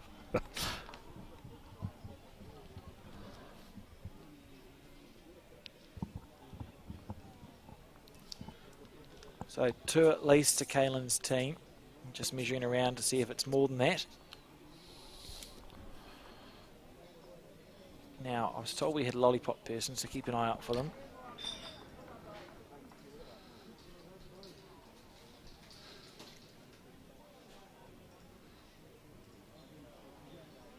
So that's Phil, Kaylin's dad, watching over what he's doing, what Tommy's doing rather. Phil Huwyler, a good bowler in his own right. And one of your colleagues at Bowls New Zealand, I understand. Yes, yeah, absolutely. And of course a member of, on the board of Para Bowls New Zealand, I believe. And that whole community, a growing space. And also on the board of Aotearoa Bowls now. And Bowls New Zealand. Yeah. Busy man. So a man, well involved. Good to have people who are willing to give up their time. Yep. I think they've called an umpire here for 3rd shot. So we know 2 at least to Kaylin's team. That man sitting in the middle of the bench, a mighty amount of facial hair there. Isn't it just?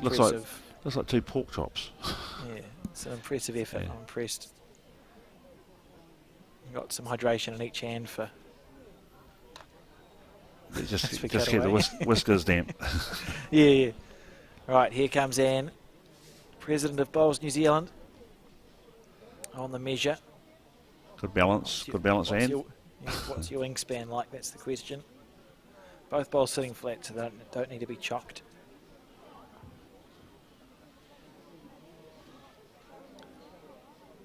You feel like Kaylin's team will be feeling like it's a pretty good start. But Kaylin in particular can take a lot of confidence from his first 2 bowls. He trailed the jack there and then drew around the pack and in for 2nd shot. So two of his bowls, and you don't have 2 bowls, 100% of his bowls counting. It's never a bad thing.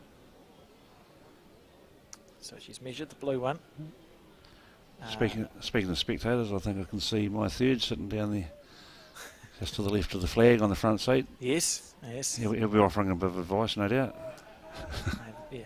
Yeah, very, very well-known man, Mr. Alex Wiley. Great All Black and All Black coach.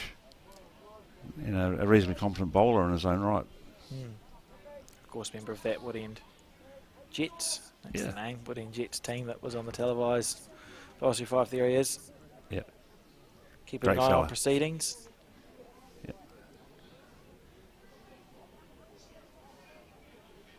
So we see in a second when they turn the scoreboard over, it's either 2 or it's more than 2, isn't it, on the board for Kaylin's team. I wonder what Hamish went down and spoke to his team about there as we see him just return back. Maybe he was talking about the weather. Yeah. Or whether they're going to get the bowls next to the jack. Yeah, what sort of weather? That's the question. Whether they will or whether they won't.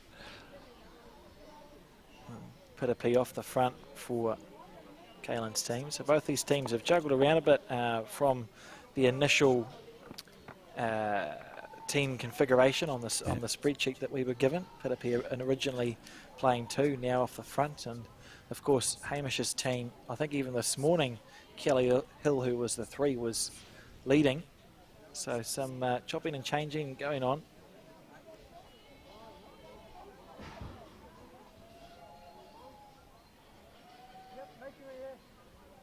What do you think about these multicoloured bowls? No. Well, I can go the 2 colours, but the 3 colours, you know, a bit hard on the old eyesight, particularly the funny coloured ones. My ones have about 6 colours on them because I thought, why not? But the one that has done my head in recently is they've got these new bowls that are in like quarters. Oh, so yes, it's not yeah. in levels, it's like a quartered situation, and I find that very confusing. Like a Harlequins rugby jersey. I'm easily confused as well. 2 good bowls there from Pirere off the front. What does Kevin think of this? Well, he's 50-50. 50-50. Actually, it looks like he's just painted a yellow stripe around some grey bowls, doesn't it? That'd be a good budget way of achieving it, wouldn't it? Yeah. What are his Taranaki colours? Yeah. Wayne Parko from this club as well. He was a late replacement for somebody who got injured or was unwell. Be pleased with how his tournament's gone then, finding himself here in the final of this Aotearoa Bowls. Yeah, well, absolutely. Yeah, him and Tommy clubmates, so that'll be something to talk about over the leaners next week. Yeah. Not that Tommy needs any excuse to be talking. Yeah. Pretty vocal little man. Young man, I meant to say. Either. And on the forehand, you could get a good result here. Oh, just about a slice of heaven. Not to beat.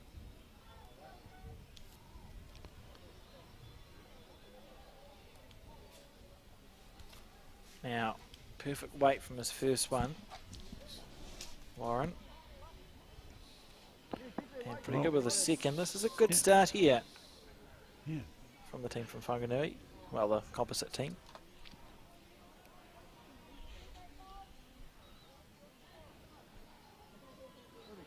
He's got the weight, he'll be handy. Yeah, making this correction. Hope he's got the weight. Levi. Oh, that was beautiful green, wasn't it? Yeah, right onto the line almost. Yeah, the pressure really starting to go on now. Even in the, we talk about these being short games.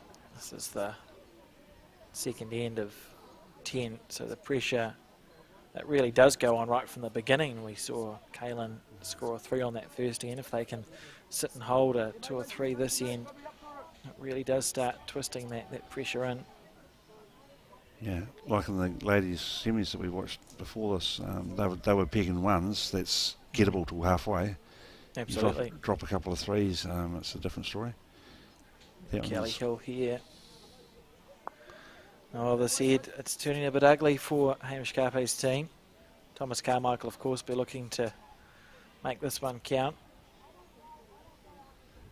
And the traditional march down the green after he delivers. You only want to follow good stuff. Yes. My grandfather told me that. Never chase the ugly ones. Yeah, never chase a bad bowl. Then you have to go and talk to your skip. Go, sorry. Kelly looking to make a correction. This is a huge bowl, really. He's at least 3 down. Not a bad He's looking got bowl. himself a good chance here. Get a rest. Good shot. Nice weight that was played with, wasn't it? Like a sit and stay speed. Yeah. It's a half metre 3. It's ideal weight. His green wasn't far off either. Yeah, Pitapi's still holding the 2 there, I think. Those are the 2 lead bowls. 1 to 9 o'clock on the jack and 1 to 7 or 8. That's probably a best answer of why he changed to lead. Absolutely. Go, you're welcome, guys. Now, what's going to happen here? Kalen on his forehand side. Very compact delivery. Willing this bowl back into the head. It's kind of like my first wife, that's not coming back. You can make a book of your little sayings now. They're going well. I'm enjoying them.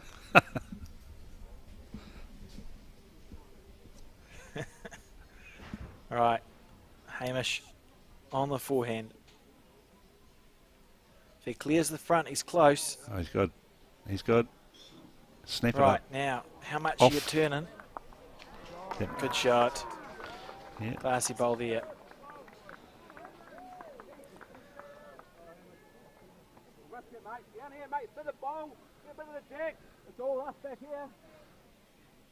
It's pretty clear there from Thomas. Yeah, won't be the last thing he says in this end.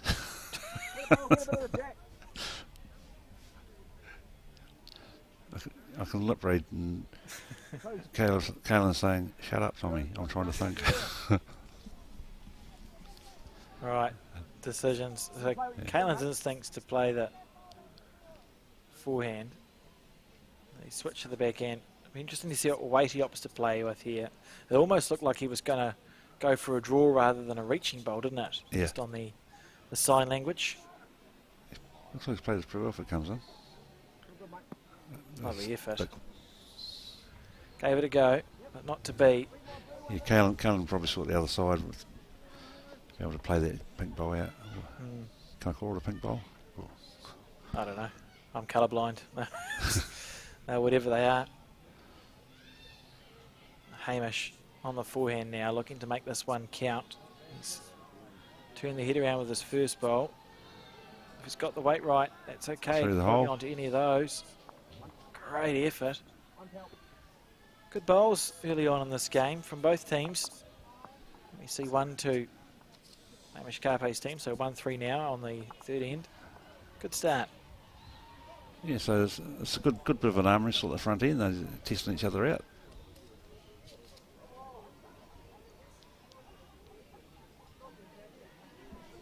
The crowd really building now as the weather has decided to play a little bit more ball. Two, and you can see there to the right the women's final also in progress. If we can, we'll get you updates of that as it progresses. Did I see too, was there a coffee cat this week now at the Papanui Club, or was I imagining things? Was possibly imagining things. They might. Yeah, we'll go I think they actually did. They periodically they call in, and, when the tournaments and stuff are on, and even sometimes the food dispensing caravans come out, by arrangement. Oh, that's good stuff. I remember Probably not so much at the club. Sorry about the food stuff because it's charter club rules. They can't do that. But, the coffee man comes out. He's good. Yeah, the nationals they had, where this was the headquarters 3 or 4 years ago now, there was a coffee cart, and I was delighted. Delighted at its existence, and it was well patronised by me. I'm sure I contributed to their sales. To the Canterbury economy. That's good. Absolutely. Good bowl here.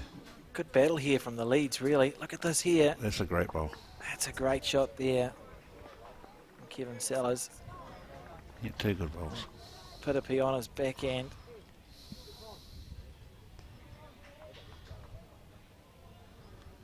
Staring at this one. Even if he's passed, it's good. He's got the right line, so it's down to the weight now. Needs it to keep running this bowl. That's a good looking bowl too. Good shot. Good leading here. Good standard from of bowls. Both, really. Yep. Now, Levi Davis on his backhand. Being very sun smart. I wonder if that was purchased before the 70-degree heat, or if it was a after day one situation. Looks a bit like a Karoo bread, really, doesn't it? Yeah. That's good. Got that one square.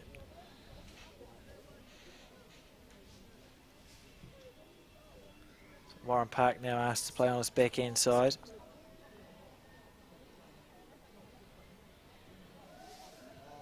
to there. It doesn't look too bad now.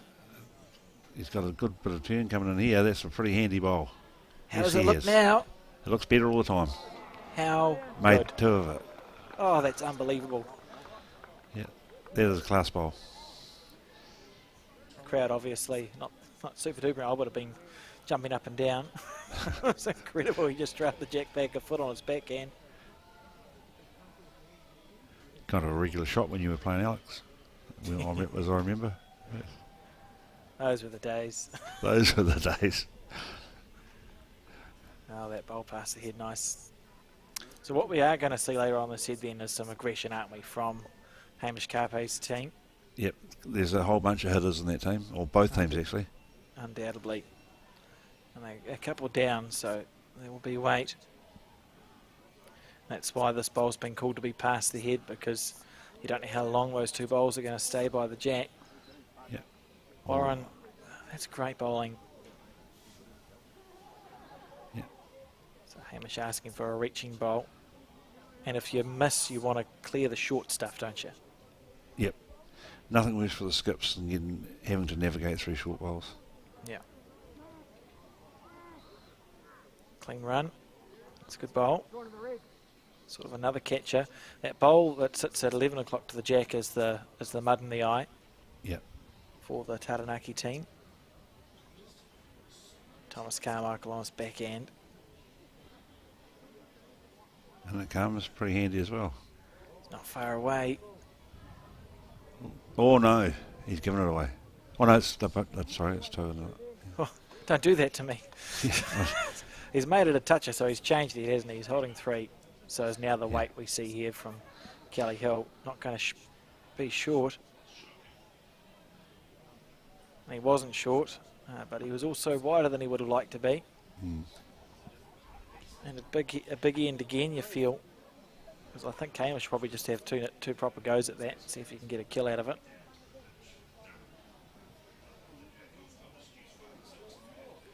Interesting times.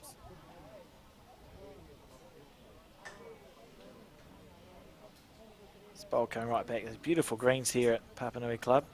Yep. Probably 3.5. You go now. I was going to say the bowls go where you put them. A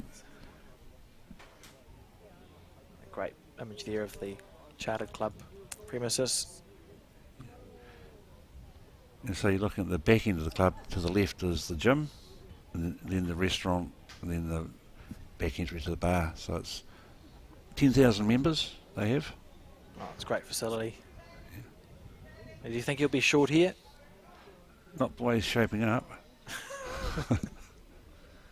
He's essentially going for a kill here. Good bowl. Yeah.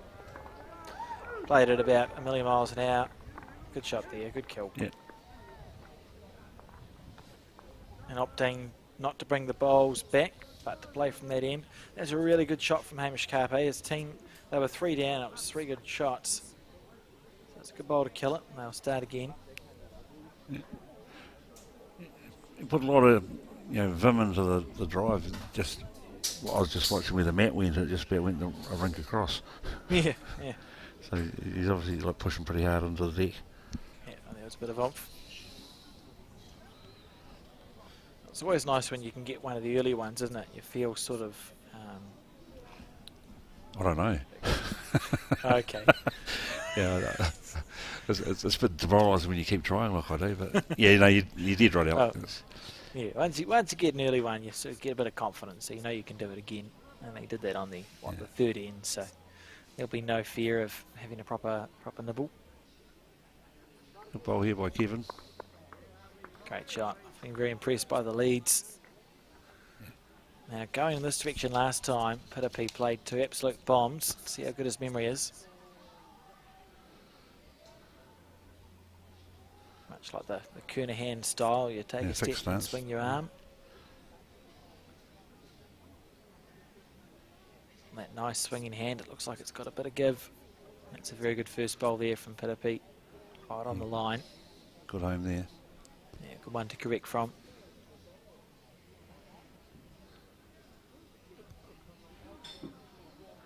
Kevin on his backhand.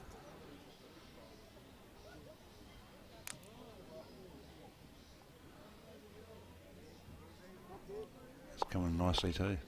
Yeah, good stuff. It's good bowling. Very impressed. Kevin's also Nice. a board member for us of the Aotearoa Bowls.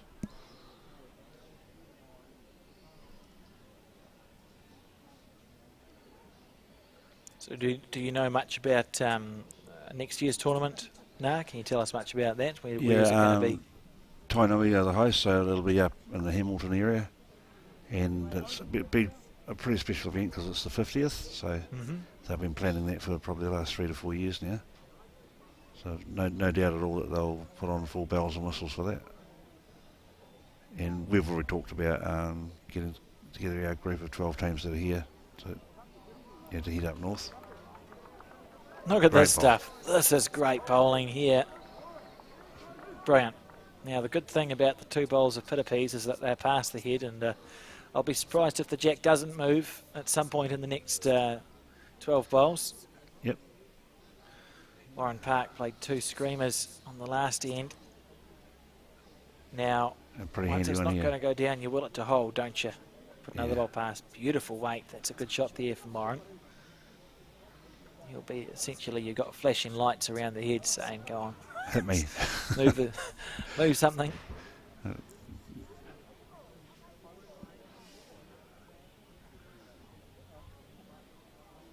And Levi looking to cover.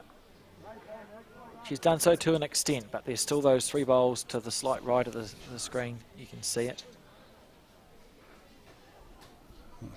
What's Parker got up to this time? Staring it down.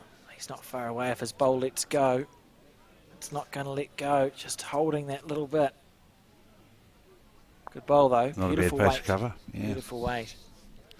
And you know, if you're talking about danger areas, I would suggest that the 4 bowls that are just past the jack would be a danger area for Hamish Kape's team. Yes, most definitely. So Kelly Hill looking just to cover that. You can see there it's essentially all the bowls between 6 This is a good 6 bowl. o'clock on the screen. Can he This is a change great something? bowl. Good shot. That's a great shot. bowl. And the good thing about that is it stopped the jack going straight back, hasn't it? It's going to clunk into that, so the danger area isn't quite so clear. We're going to see proper aggression. Here we go. Here we are. Here's young Thomas. He's not giving it a short. Good Good kill. Yeah. Good bowl. Yeah. I think we're in for a long game now. Yeah. I love his nice staunch walk back. That's good. He's like, yeah, look what I did. Yes. And they're taking the bowls back that direction. It was a great hit. Very good bowl. Never looked like missing, really. I quite like that call. It's because the jack wasn't going clean back to the bowls. So it would have taken maybe 2 shots to get the jack back there. So you may as well just wind right up and go, look, we'll start again. Yep. And if you're hitting, that's a very good strategy.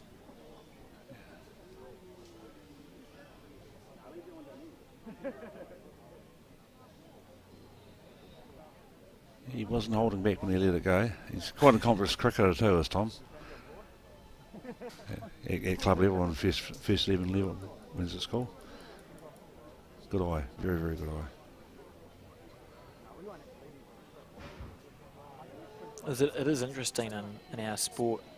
I think the variety of, if you ask people their sporting backgrounds, there's often quite a large variety and quite a lot of high profile sports people even like move on to bowls after their careers have sort of reached the point where it might hurt a little bit. You can sort of move on to bowls.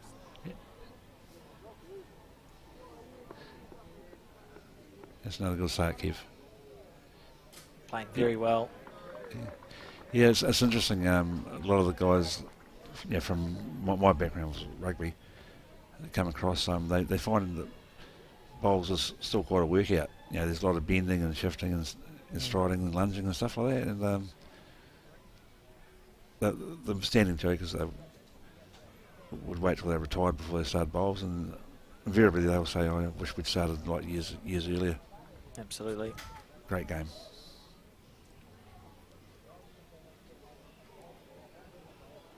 The first loose bowl there we've seen from Pirere, just pulled his green and he had the weight right.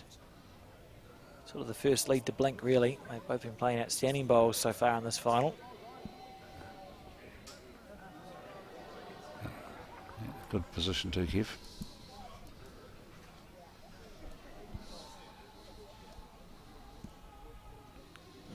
How's this correction here? Yeah, Still looks pretty on the good. tight side. Needs it to hold up. Might find a friend here. Yeah, he'll be disappointed with that. He's Oh, been I playing so well in this game. You just brush it off and move on, really. The weight was perfect with both of those bowls, just on the narrow side. I see here the Papanui Club is famous for its scones made by ex-baker Eddie. Have you tried the scones, and what are your thoughts on that statement? Well, you've seen me, you know I'm a scone person. Yeah, he bakes a special tray for me when I visit. But brilliant. All the tournaments they have Eddie's out there in the kitchen in the bowling pavilion, and generally they're almost pre-sold. They have a queue of people lined up. When he says, "Oh, the scones will be out shortly," all focus on everything else stops. There's a big risk of missing out. Who cares about the bowls? Yeah. Yeah, $2 a scone. That's a bargain. Absolutely. Taranaki on the forehand.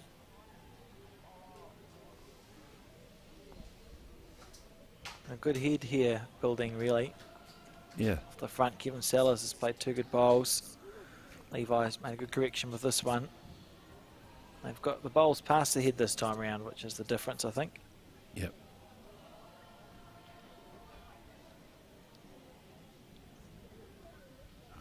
Here's your weight, Warren. Who are you going to push up your Yeah, panic stations. You don't want to hit this red bowl square.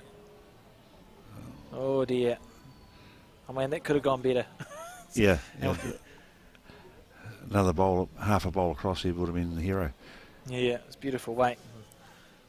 The team now, Kaylin, is in a situation where they've got no bowls past the head. You can see the four bowls are the two sort of half-coloured ones to the right and the two blue ones that are short of the head. So Hamish Kape's team's built a great head here. Are we going to see, was that an indication he was just going to give it a smack, or is he going to try, reach through on his backhand? It's hard because there's very little position here. Yeah, Good bowl.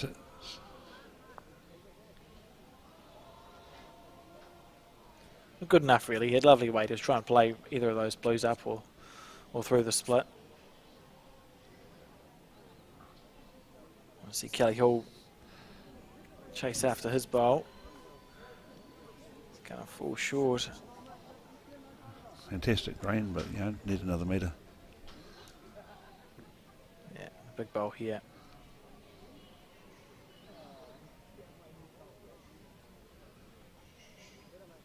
Needs his bowl to let go. He's not far away here. He's going to get a good ride here. Square onto the blue. Oh, great effort. Good shot.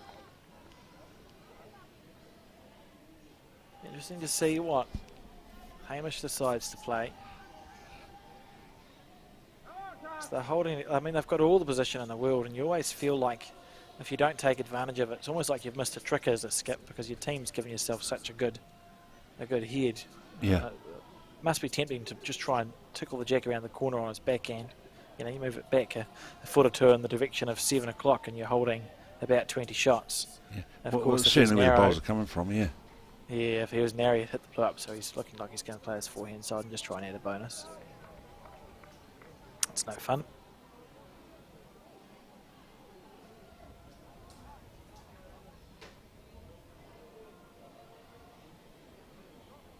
Oh, it's just another bowl into that group, though, isn't it? Yep. Not much point having a wall unless you paint it, eh? I'm going to have to get you to write these down for me. Let's bring them out at bowls. Now, they're just trying to make a decision here. The danger is if you're aggressive, you've got very little position. So, it could go well, but it could also go horrendously. Yeah. It must be tempting just to try and draw on your backhand.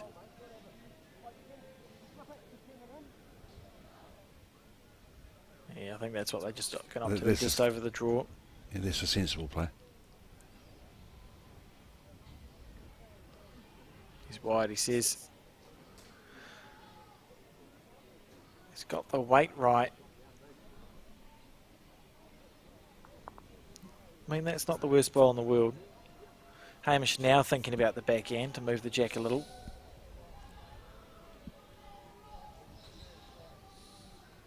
He just needs to give this one a nice natural arc. As if you're tight, you're knocking the blue ball up. So you just be focusing on getting that green right. Everything else will just happen. Let's watch this come into the head. Touch wide. Oh, beautiful effort. That was such nice weight. Oh, if you're only one, well, we'll see how many down they are. You're not trying anything too hard here if you're Kalen, are you? No. Little fish are sweet, so they say.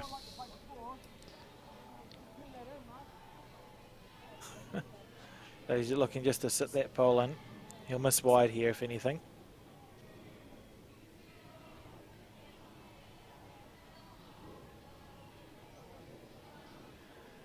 Let's look at it. He's not far away. In the gap. Great effort.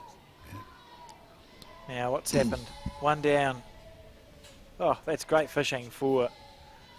If you're Kalen's team, that head's actually going really well for you, doesn't it? Because, I mean, at no point did they look like they were going to score even a point on that end. And the entire time it looked like Hamish Kape's team was going to score a handful. So, in the context of the game, I think psychologically, Kalen's team won't be feeling too upset about just dropping a one there. Yep. As you were saying earlier, the option was there to play a weighted shot, and that could have had horrific consequences if it went wrong. So we're finally onto this fourth inning. I think we're seeing, is it two? We've seen 2 kills. Yep.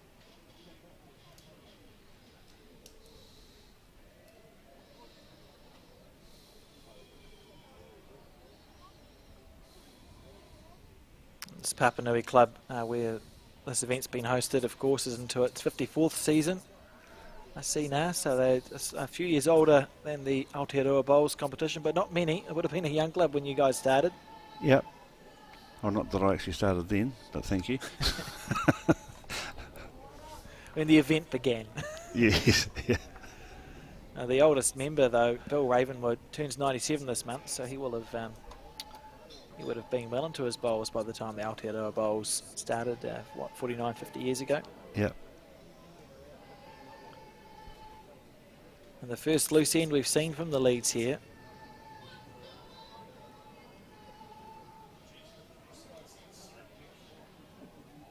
All right, Kev, fix it up.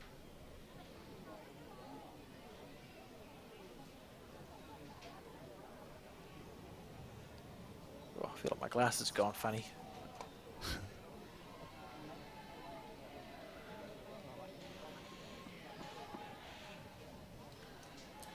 He's got a good line that time, but doesn't have the weight right. And Pirere with a chance to draw the shot. He's got room.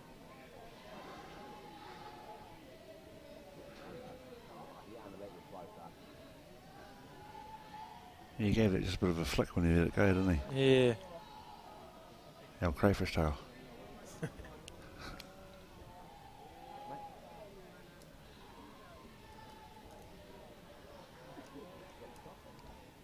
So opting for the backhand side. Levi must feel like it's an easier track just into the head. Loose end. Yeah, they didn't seem to be in quite as much turn as it did in the first couple of 3 ends from that end. Well, particularly what we've seen up until now, which is just incredible bowls. You know, they've been, you could put a tea towel over the heads. This is another loose bowl here. Just a little lull in this game. These are sometimes the ends where a team can score a really loose multiple out of sort of nowhere. Out of nothing, yeah. I mean, this looks like it's been dropped out of a helicopter. Yeah, looks more like a cabbage in the head. Here it is. Here's number 1. Here's number 1 coming in. They've been listening to us now. Hey. Oh, maybe not. Oh. No, we're still right. So they've drawn second and third shot there, but there's still nothing really within Kui. Brings sense. Oh, he doesn't like it. He doesn't like it. Short, he said. Interesting. Isn't it fascinating how the head starts off loose, often it continues loose because you think you've got so much room to draw. Maybe the focus isn't quite there, whereas when your leads start off really tight, you have to play well or you're going to drop points. Yeah.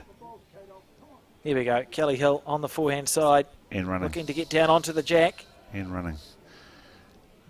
It's a bit of a shotgun head, a scattered head. There's nothing anywhere near it. It'll be interesting to see who ends up scoring points out of this. A lot of body movement on this delivery. Thomas? Yeah, Tommy likes that. And not just because he bowled it, but... Look good at this. Bowl. Good bowl, Great mate. Shot. And you go, how hard could that possibly be? Yeah, what are you guys making around at? Just giving him a chance to shine. Good shot there. And Kelly Hill now looking to pick the jack off. He's not far away. Oh, he's just bent. Oh, just must have heard you. Just started diving. I was about to say it's incredible. We've seen the first 2/3 of the head with nothing close, and we just about saw 2 touches. So this is when you don't want to spring the jack. You've drawn the shot. The last thing you want to do is tap your bowl. Oh, he's wide, I think. That's fine. It's no worries as a miss, really. Oh, he hasn't broken anything. The front touch is reasonably well protected too by those 2 bowls at 12 o'clock to the head. So the full-blooded drive shot's not on for Hamish. Oh, Tommy's 2 bowls in, that's why we call him lightning. Not because he's quick, it's because he never strikes twice in the same place. Yeah, I was going to say we won't get you to explain that. We can figure it out. But I'm glad you spelled it out for us. He's normally a pretty consistent bowler. Hamish on the back end, so they're 1 down to that front toucher that you see. Nice looking bowl here. Yeah, if you could just get even a close second. Like that. Now, that is a picture there. Not a good second. Shot is not a good second. Yeah, no, it's not good enough. Perfection there from Hamish. That's class, isn't it? That's real class. Yeah, fantastic ball. After watching a number of misses, he'll be pleased with that. Well, he is, obviously. He's even a smile of... It's a lot of emotion for Hamish. Now, yeah. Kalen looking to do a similar thing. He's close here. He's done it back to him. He's got it. He's got it.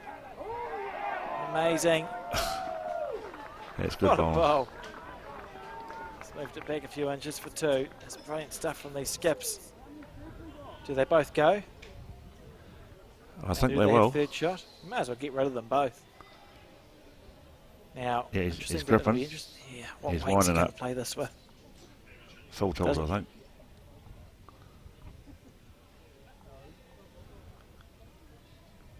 There goes the mat. Oh, this will help. Oh. Well, he wasn't short, No, he had enough speed. but also not on target. Just cut it a little bit there, I think, and a chance here. A bonus bowl for Kalen, holding 2.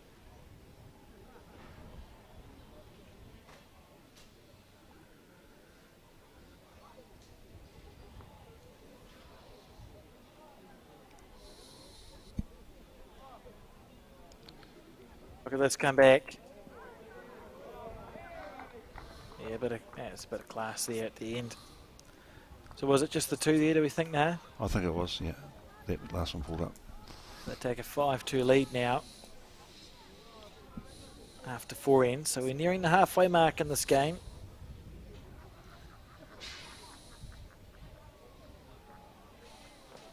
And Pirere looking to recapture some form. He's had a couple of ends off after starting off amazing, so he'll be looking to get back. So let his bowl come back into the head. This wonderful Papanui club. Let's see how much this bowl turns at the end.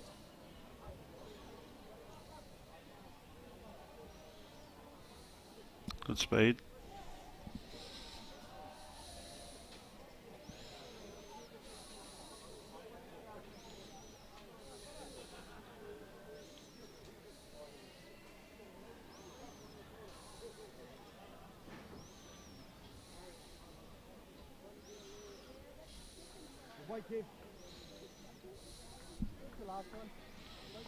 We'll see if we can get an update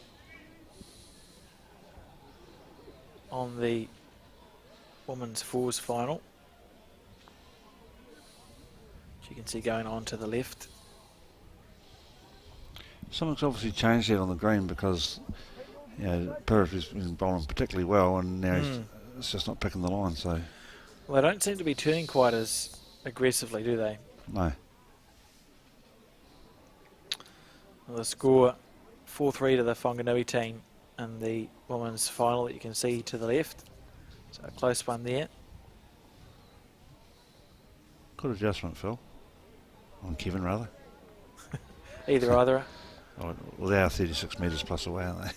Hard to tell. Yeah, it is a good adjustment though. See Pitapi's 2 bowls, beautiful weight, but the green not quite right on this occasion. And Warren Park had a forgettable previous end, so looking just to settle down. Well, they're all looking to settle down, barring the skips who were pretty impressive. And of course, Thomas Carmichael drew that touch out. Yeah. Not all bad there, Parko. Yeah, good enough. Good one to correct from.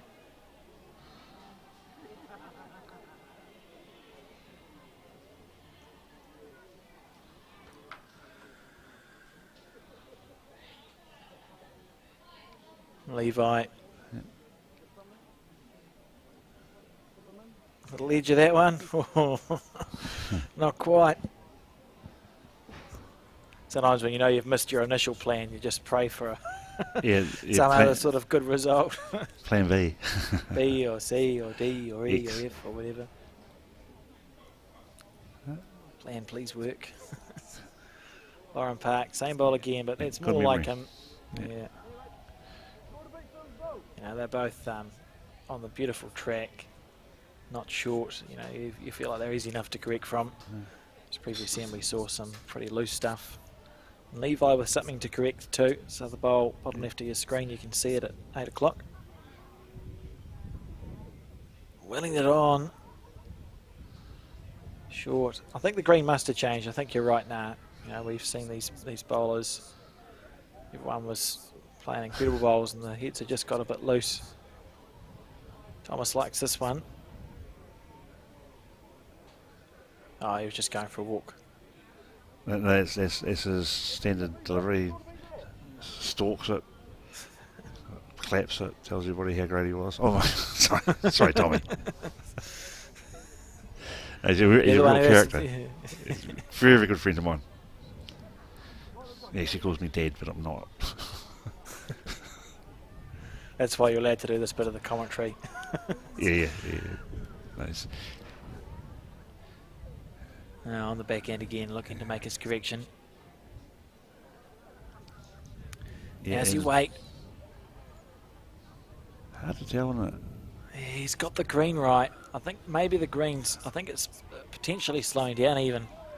Should explain why the bowls aren't turning quite as much. Yeah. Maybe if the sun's come out, the water's coming up through the green, it might be slowing it down. Yeah, it might be sweating a bit, yeah. This looks handy enough. Kelly Hill on the backhand. Glance. Up and over on that one then. Oh, it'll do the trick. Moving that bowl of Kevin Sellers up a couple. So holding one on the crossover at least. Hamish Kape's team, and they're trailing 2-5, so be pleased with that state of affairs. And Kalen's such a good draw bowler. You feel like he'll give this a really good chance. Just deciding what hand to play. Opting for the backhand.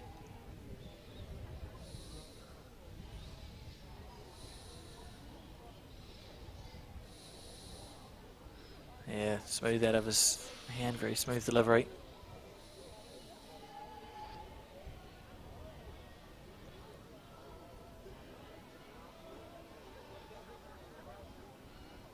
Great one to work from though, isn't it? You know, he's just out of the count, but that's a good bowl.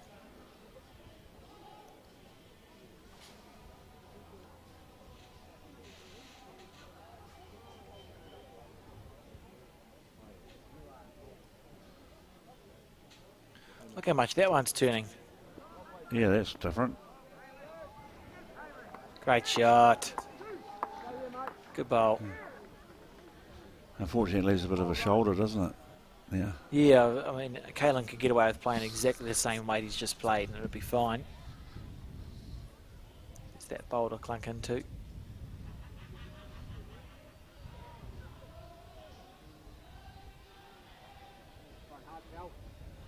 Can't be far away. Look at this here from Kalen. Down on the backhand side. He did clunk into the bowl, but I think he was maybe, what, an eighth of a bowl wide there? Yeah. It's a great effort. Bonus bowl time. Yeah. How many times do you see these go begging? Yeah, makes such a difference at the end of the day. No one can reply to a bonus bowl. It's about making them count. Always the ones that you rue at the end of the game if you've lost it. You think of the bonus bowls you've missed. You missed that one. That's a great effort. It's the right track, not the weight. Kevin's been playing pretty well in this game. So we'll see him throw the jack just to his natural length and see what he can do.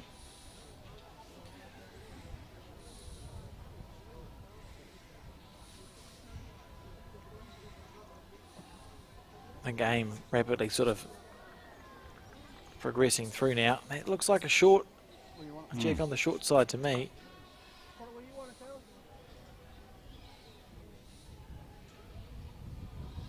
There we go, I placed the jack. But a gamesmanship, very good. Very good.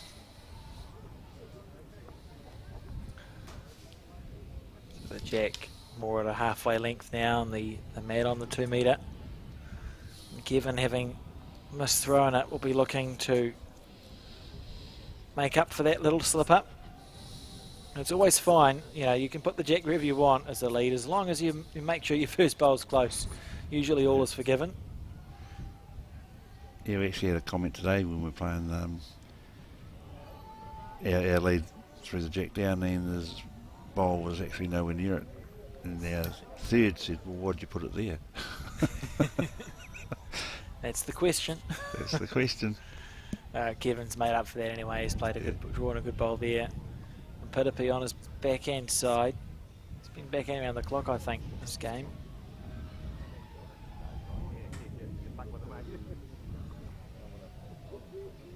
He's just not getting the line out there, is he? He set his weight perfect. He started off so well. I think the rink must have changed. As we saw Pirere, you know, the first 3 ends, he probably didn't have a bowl more than 1.5 foot, 2 feet away. And neither did Kevin, really. But Pirere just gone off the boil a little. Kevin playing very well. There's a commentator's curse. Yep. Now, will Pirere change to his forehand side, or will he stay on the backhand? It'll look right in his line. Forehand, change to the forehand.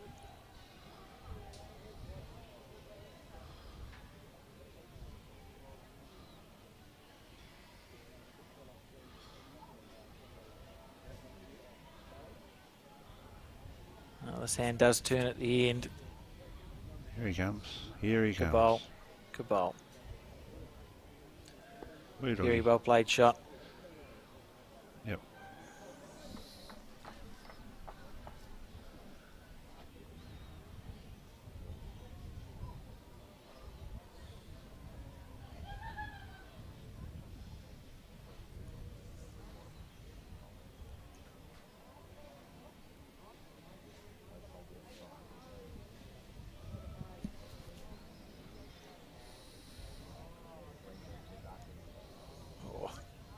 Not far away either, really.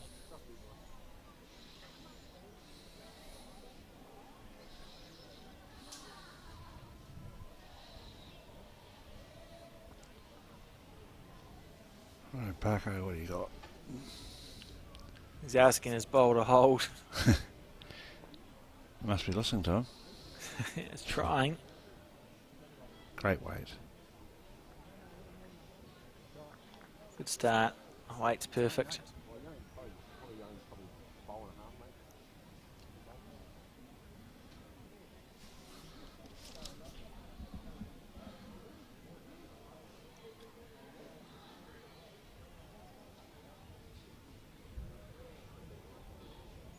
Levi Davis on the back end side, winning this bowl on. He's got the right green. Very handy. Very good. Good shot.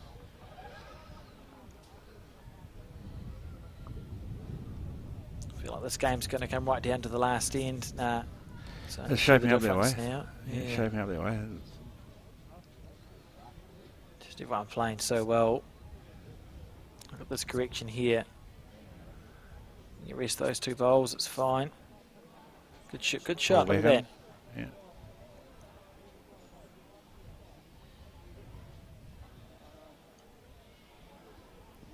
Kelly Hill on the forehand. Lefty. Now look at this turn at the end. This hand does have that quite a dramatic swing, really. Be unlucky to go through that gap. You know, it staggers me how a bowl could travel 30, 31, 32 metres up a green to find an almost impossible bowl-sized gap. Yeah. Like, if you said to them, oh, draw through that gap, it'd be like, well, you can't. No, that does seem to happen. Or ironically, when you think you're on open green with two bowls on it, was it 36 metres long and 12 metres wide, and sorry, 6 metres wide, and you hit the only bowl on the rink. Yeah, unbelievable. It's a cruel game sometimes. Good first bowl there from Thomas. Good weight. He might even have the shot there. We'll know in a second. Hamish just using the finger measure system. Let's see what he indicates. See, one of Pitapi's bowl just sat down, but that's rather largely irrelevant. From this angle, it looks like that red bowl that sits short of the jack. Yeah, it does. Levi's is the shot, doesn't it? Yep. So Kelly Hill, therefore, would be looking to draw just a bonus. He's on the right line. Can he find that gap again? Coming good now. He doesn't have the weight to find the gap, so that's good news for the team from Taranaki. Good shot. That was a great bowl. Lovely bowl, well played. And only a bowl-sized target as well, so there's no real point playing an aggressive shot if you are part of the Huwyler team. And Thomas is not playing aggressive shot, he's looking just to draw around. He's very close here. Here he is, picks it up and goes line. Oh, not quite. Oh, just about. He must have felt like he was going to. Yeah. We'll pull it to Warren's bowls that you can see there at 7 o'clock to the jack. It would have been an absolute bomb of a shot. Just, as we say, it travelled 30 metres to be an inch narrow.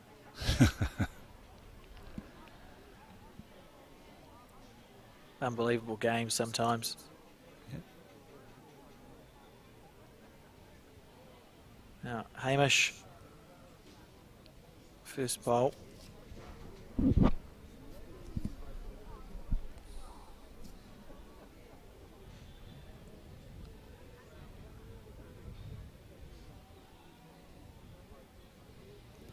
Man in good form.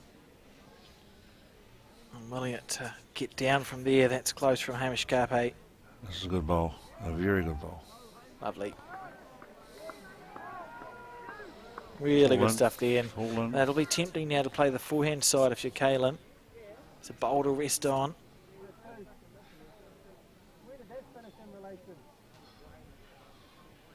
It's just past the jack. No, he just wants to draw, fair enough. If he does draw, he'll commit to it. It'll be 2 bowls you spend on the draw. And that's sort of the decision making, isn't it? You either spend 2 bowls attacking or 2 bowls drawing at this stage of the head. Yeah, well, there's no belief, isn't there, that if you drive first, it's hard to draw second. Yeah. But probably not to the guys of this calibre.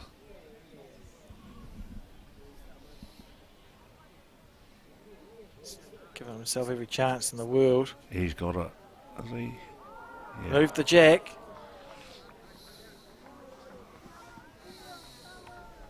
I wouldn't quite describe that as a draw. Yeah, something that shifts the jack 6 feet is probably not. A very good reaching bowl, I would say. Swapped it back to the bottom left. There was lots of clapping. It's a very good shot. The player's very involved in the game. So involved they don't want us to see it. Let's see. Is he going to run it out? Not quite. So conversation time now. What's the story here, do we think now? Well, depending who you are, I think one side will be looking for the run shot, the other will be looking for... Mind you, there's still quite a lot of room to just sit it through. Yeah, it's hard, isn't it? So we'll just wait and see. Oh, it's good they've seen the camera behind them.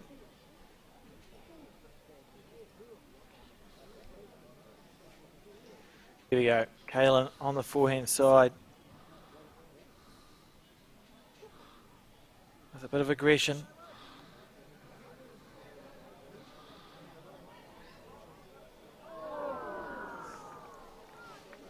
Found fresh air there.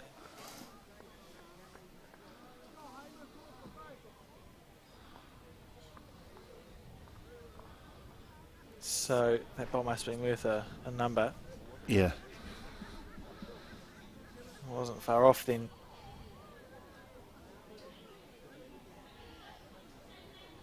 Let's see how many the Taranaki team scored. 1. So 4-5 after 6 ends. It's been a very close game, this game of fours.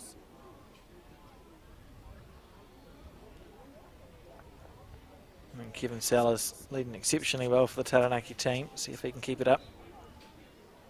He's been very consistent. Mm. Well, we had a couple of loose ends, but apart from that, it's been there or thereabouts, as has Phil.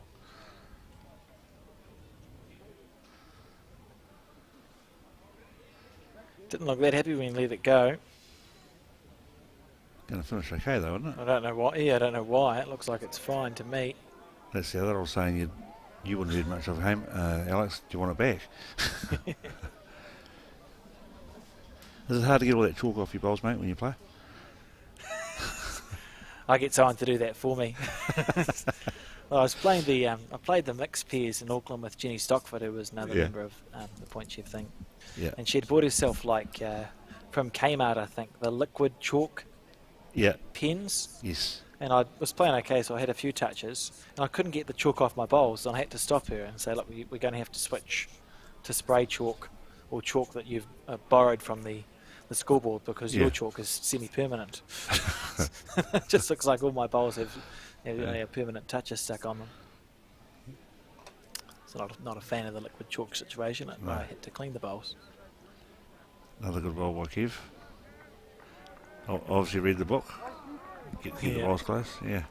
Good You see, I normally have quite a lot of chalk on my bowls, but that's because I left a piece in the bag. That's the other danger. Yeah.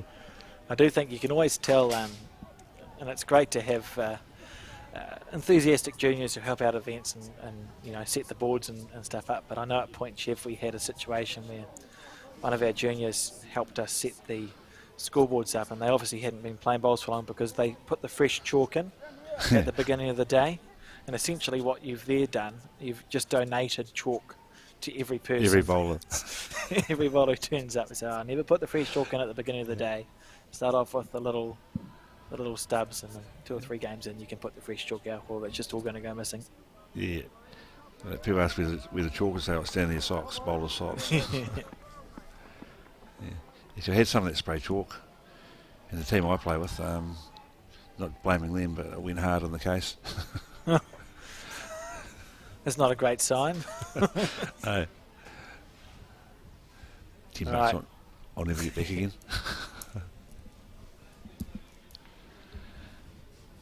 So we see here another end. Kevin's he's playing so well this lead from Taranaki, but Warren trying to get the second shot. Well, the boys have found their mojo because this is a much better head.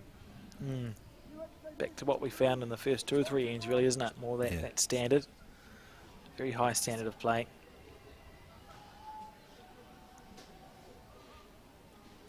Women's event is now 460 Onehunga after 5 ends. And we see Levi there. Beautiful green, but just past the head.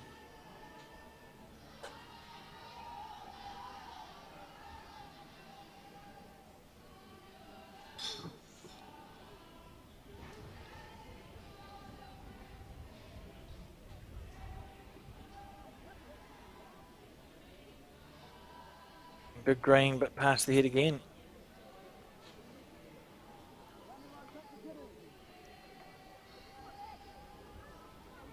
So it really is just about drawing close, isn't it, at this point, if you're Hamish Kape's team? Yep, absolutely.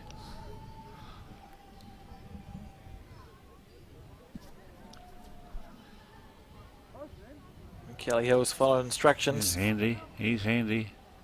Gets the outside half of the Sit jack. it. Sit it. Yep, he got it. Good shot. Well played. Yeah. Holding 3. And Thomas under all sorts of pressure here. Just talking after his bowl on the forehand. He's just going to cut under. Willing it to hold up. Not to be. Look at that weight. That weight was absolutely perfect. Just 2 or 3 feet underneath the line.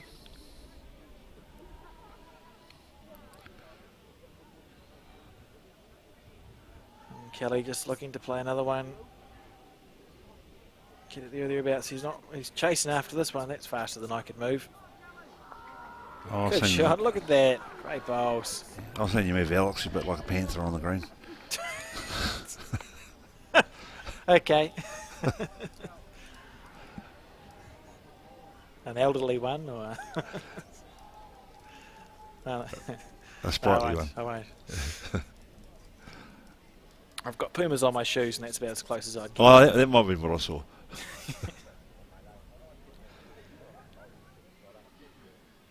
Just having a chat about what to play. I like that everyone's just decided to come for a walk.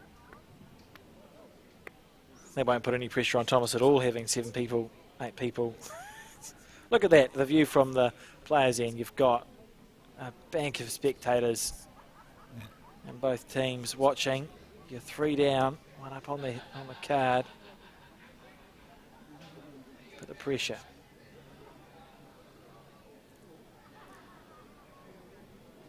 Look at this bowl. It's way back in. It's going to go clear past, and this is a big end here, you feel. Hamish Kape's team on the comeback trail. They're 4-5 down on the card, holding 3 or 4 on the head, and it's a good head too. Interesting that they didn't call Tommy to have a run at that. Would have been tempting, eh?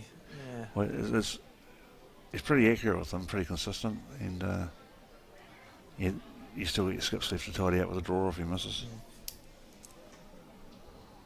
Of course, the issue now is that Kaylin's team, they've just got the 2 bowls left of the skip, so it becomes very much a risk and reward situation with an aggressive shot because, like you say, you've only got 2 bowls, so they could still opt to play a drive shot, but it feels more dangerous, and I think they may opt to play, where's this ball going to finish in relation? I mean, it looks like a target, doesn't it? It certainly does. Interesting. He's just having a little laugh there. It'll be tempting, but if he goes here, I think he'll have to commit. I think he'll have to spend 2 bowls attacking or 2 bowls drawing here. Yeah. Opting for the draw. Fair enough. It means the second bowl will also be a draw shot. On the forehand. Look at that go once it starts. This is a huge end here.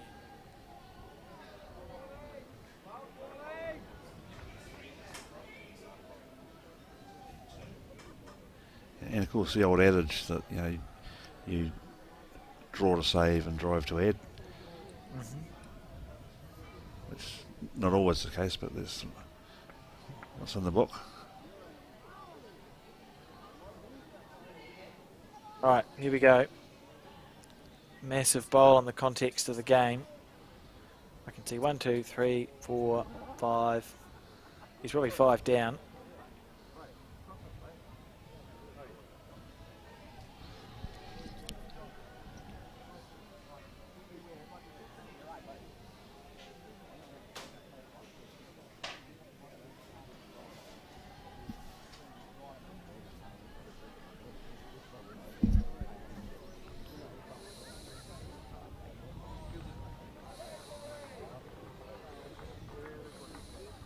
So just having a conversation here, and I mean, yeah, I mean, it is really, isn't it? Like, do you try and draw and save it, or do you have a proper fly at the head? If you do hit it, are you on your backhand or your forehand? I think if he hits it, it'll be like a forehand drive, wouldn't it? Yeah. Yeah, that's Go for got the jack. probably the best range of options as well. Yeah. You can get the jack, and if you're slightly wide, like a bowl wide, you could clear some bowls out of the way. You just don't want to hit that bowl that sits at 1 o'clock to the jack. Yeah. That short bowl is the only pain. It feels like they may, I don't know.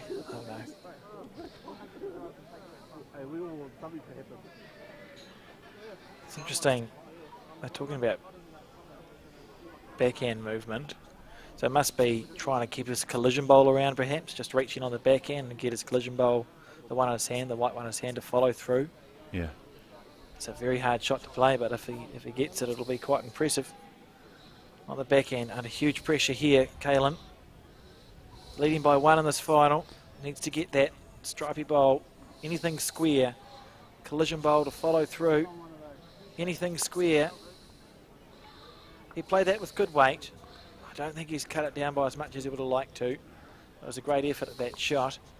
I think that's a 4 there to Hamish's team, though, so a very good end for them. Definite 3 and most likely a 4, as you're saying. Massive end for the Taranaki team.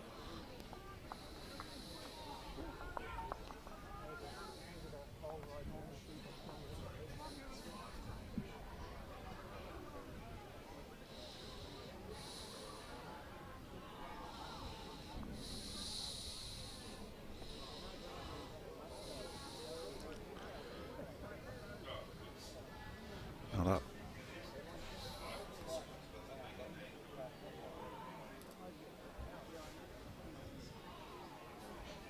Right. Are happy with it? Made it.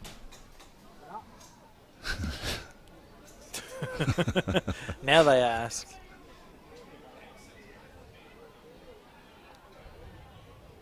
Oh, yeah.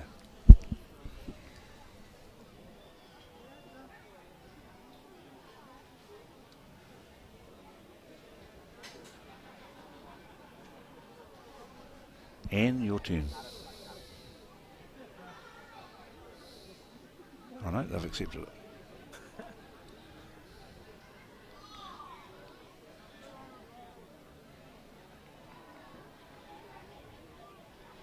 Little umpiring test for you, Alex. If they now determine that the bowl was short, what happens? Jack was short. I'm looking forward to you telling me in about 10 seconds now. What does happen? Do you know? No, well, I'm a newly badged umpire, but because they've thrown the first bowl, they've accepted it. Both teams have accepted it, so nothing happens. Oh, cool. Oh, that's good to know. I'll keep that in mind. Of course, there's some updates coming through, isn't there, for the laws on the 1st of April, I think. And I think that's it's April Fool's Day. What a day! What a day to start the new laws. At the 1st of April, they'll be coming into action. And I wonder if we might see, you'd have to pick one of them, just to add an extra bonus one for April Fool's Day, surely. I don't know. Yeah. Maybe you can have a bonus bowl if you want it, if requested. If you can catch your bowl before it stops, you may play it again. Well, last year on that day, we were up playing in Birkenhead, and everything was closed for Anzac at that stage. Yes. Or Easter, whatever it was. And somebody put on that the Birkenhead RSA was open 24/7. I mean, 800 metres is a long way to walk when you've got expectations of having an ale. That's a disappointing moment. People look at you funny.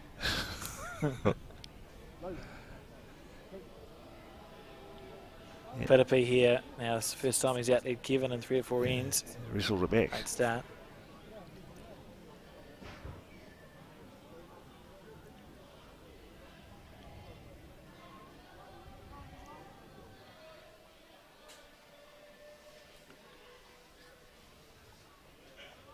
coming in nicely. Levi on the back end. That's a good bowl. Very good shot there. The first time he'd really been asked to have to draw the shot instead of adding. In the last little while, he's done well. That's a very good shot.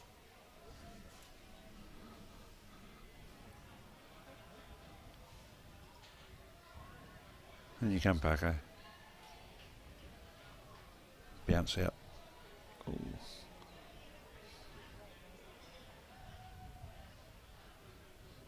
Six bowls delivered all over the head. Yeah. And it's interesting, they're all to the left as we see them. Yeah.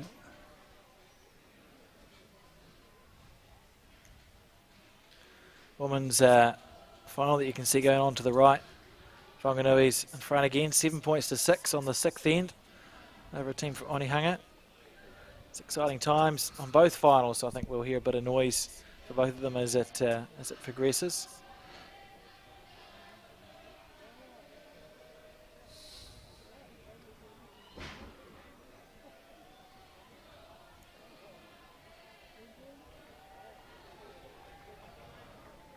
Warren, just that little bit wide.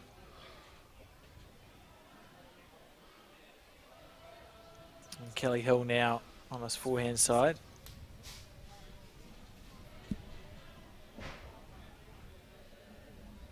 It was a big turnaround, wasn't it, that previous end for Hamish Kape's team, now leading that 9 points to 5. Yeah, oh, massive, yeah. Look at this. Stay. Great bowl, great bowl.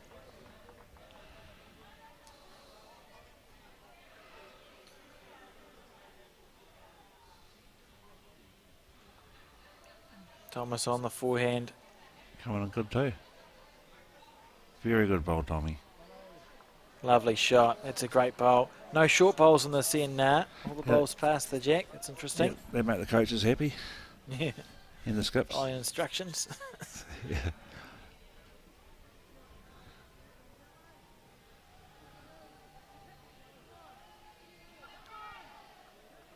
Got it. Not. Beautiful speed. You can see all the bowls just finishing to the other side of the head, so it probably indicates one hand swings and one hand doesn't, which we do know. Yeah. And Thomas looking to try draw a second Well, shot. here he He's comes. not far Here away. he comes. Here he comes. Oh, great effort there. Yeah. Quarter of a bowl either way, he would have managed to pick it on and stay. Yeah, again, able just to find a gap that doesn't look like it's there at a glance, really. If you asked people how they thought the bowl to 4 o'clock to the jack got there, you wouldn't think it was by drawing that gap on the forehand, but such is life.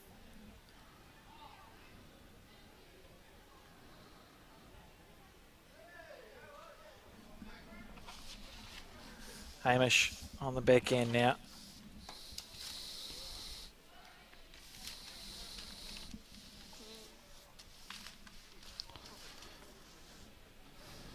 Now we know this hand swings a lot, so once this bowl lets go, it will swing pretty viciously. Just probably slightly overplayed, I think. Kaylin looking to make it 2. They trail 5-9 now after getting out to an early lead, so with only 2 ends to go after this, it's important that they do score. Needs it to hang around this bowl. Had the weight right, just underneath. You feel like this is another big end.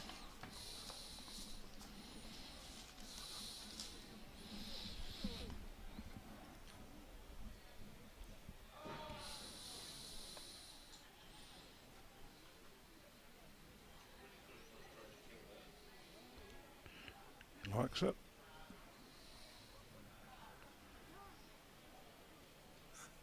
Liked. They were all very interested for a bit, weren't they? And then They were. Sort of, it went away. Now, I think you're just holding the one. Unbelievably, that's the only bowl that's not over the head, is it? Yeah. It'll be closest to the shortest bowl on the rank, and it's essentially jack level. We have a saying in the team, it's not all bad, you've won closest to the mat. I'll have to remember that one. Now Kaylin looking for this bowl to get back in. End. Bonus bowls, nah. Yep. The only bonus is if you convert them, eh? Yeah, he'll be disappointed with that, particularly in this sort of the situation where you now trail 6 points to 9 on the penultimate end. One to go after this, 3 the difference, and Kaylin's team's going to need to score on this end and the last end. Of course, part of that Taranaki Fours team that played the great Peter Bellis in the semi-final, and I think they were, I can't remember if they were 3, I think they were 4 down, picked up a 5, or they were 3 down and picked up a 4. For the sake of the story, maybe they were 7 down and picked up an 8, I don't know. Yeah. So they picked up a lot of points on that final end of that semi-final. Against good company too, yeah. Yes, not bad, a world champion, one of the best bowlers we've ever had. He had a great team from Wanganui with him. So and here's a bowl. Yeah, good shot from Pirere. Pick it up. Great right shot, good timing. Right in the middle. That's the ball you want to start with. Great shot.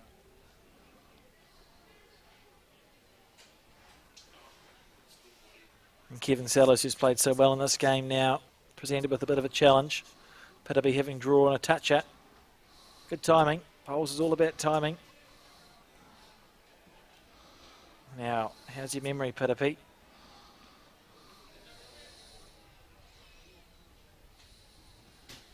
On the back end, that nice big swinging hand. Drawing a toucher with your first one. That's the line. He's not far away here now. Speed looks okay as well. How's the weight? Keep coming. Oh, that hurts as a player because your first bowl's been so good. But I suppose at least one of them's there.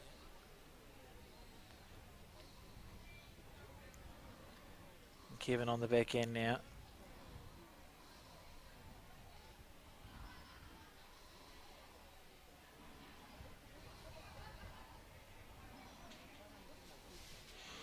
A bit more aggressive this time. Very close here. Look at this. Mid order. What a great shot. Great bowl. That is a great bowl.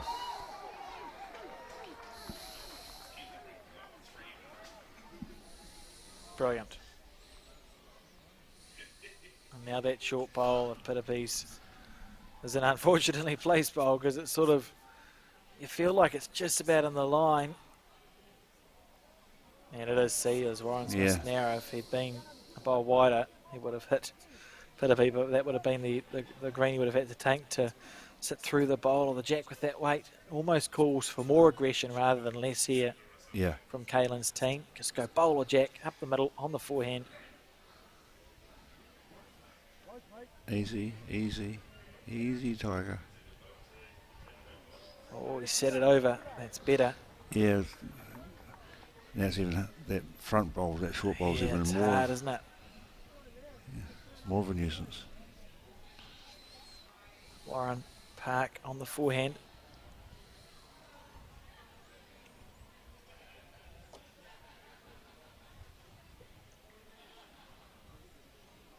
He likes it. He doesn't. Exactly what he just said. Yeah, at least he's cleared the front though now, hasn't he? There's a little bit of room.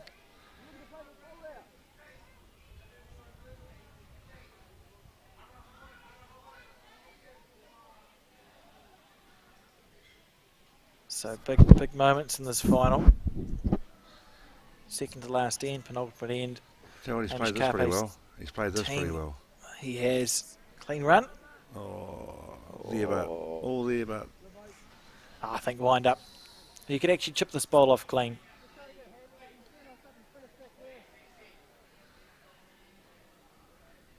Thomas on the back end. Yeah, that's what he's looking to do. He can chip it off. If his bowl lets go. Oh, he's on the wide side.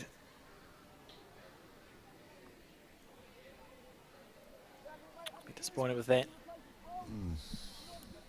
Big moments.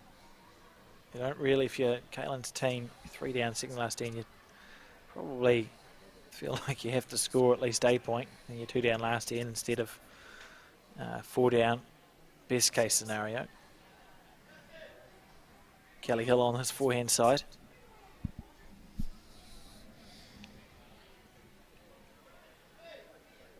Here he comes. Wouldn't want to get a slice of he hell comes. here. Here he Wouldn't want to comes. get a slice of hell. He might just held onto it, did he? We'll see. Well, all good, says Hamish. I wouldn't have said that. It would have been a quiet look. I've seen those looks.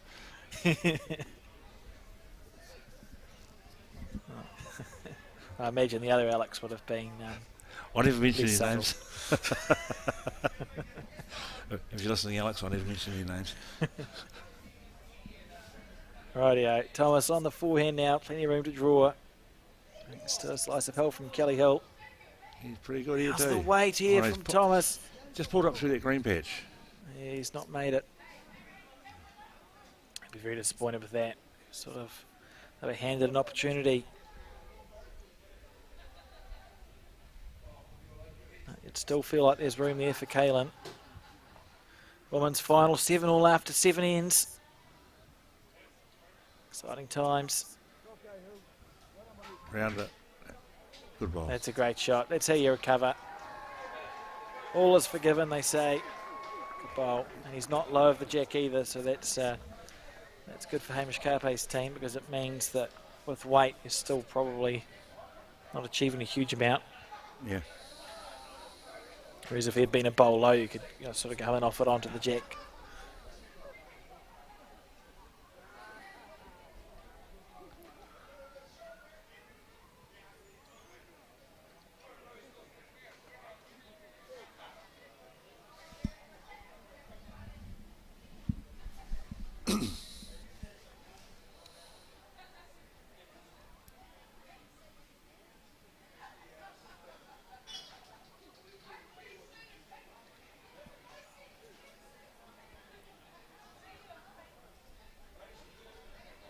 Kaylin here on his forehand side.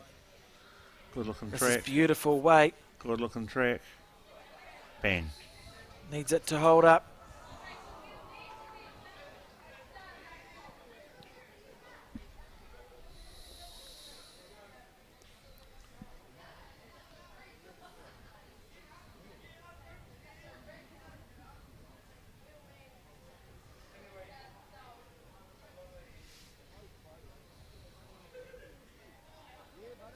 That was a good bowl.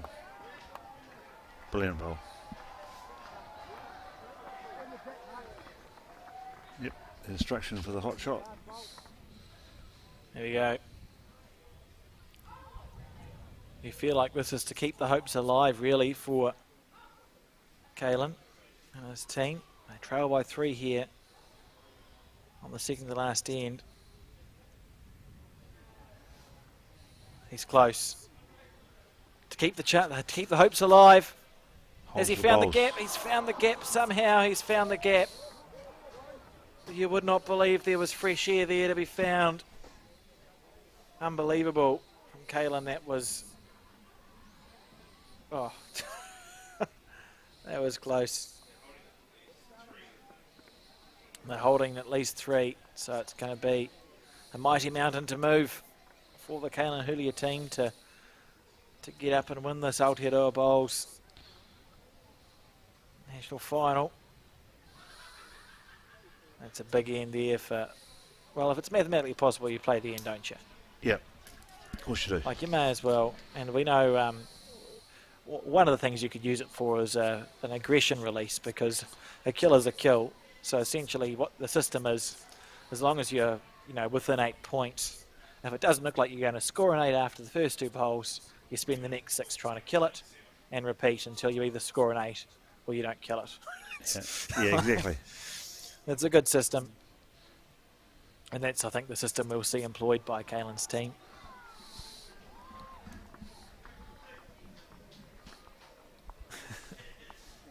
That's a great end for Hamish Kape's team, and it's looking like they're in a pretty good position, to be fair. Now, at the end of this game, the broadcast will cease, so those who are following the updates of the women's final will be able to find the results on the Māori Bowls group on Facebook, which if you just type into the search bar Māori bowls or Aotearoa bowls, it pops up. It's the first thing you see. So you click on that, you're able to see the results of the final. And in the meantime, we'll tell you if they play another end by the time these guys are finished. We can give you an update. But that's the place to go. Well, failing that, there's a few hundred people here watching. I'm sure someone knows someone. you can contact them, and maybe they can help you out with the results.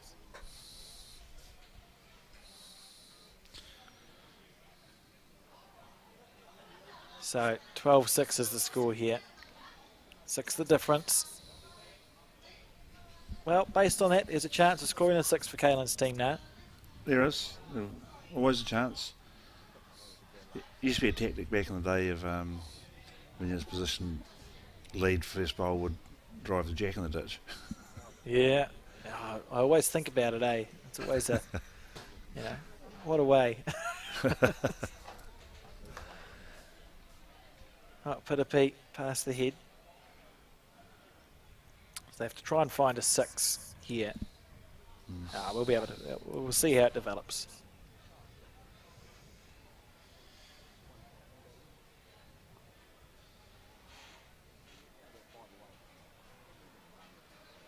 Be looking green, Kev. I'll show that it takes off. Yeah, saved the opposite of his best till last there. Kevin Sellers playing so well in this game. Pirere now on his backhand side. Or still on his backhand side.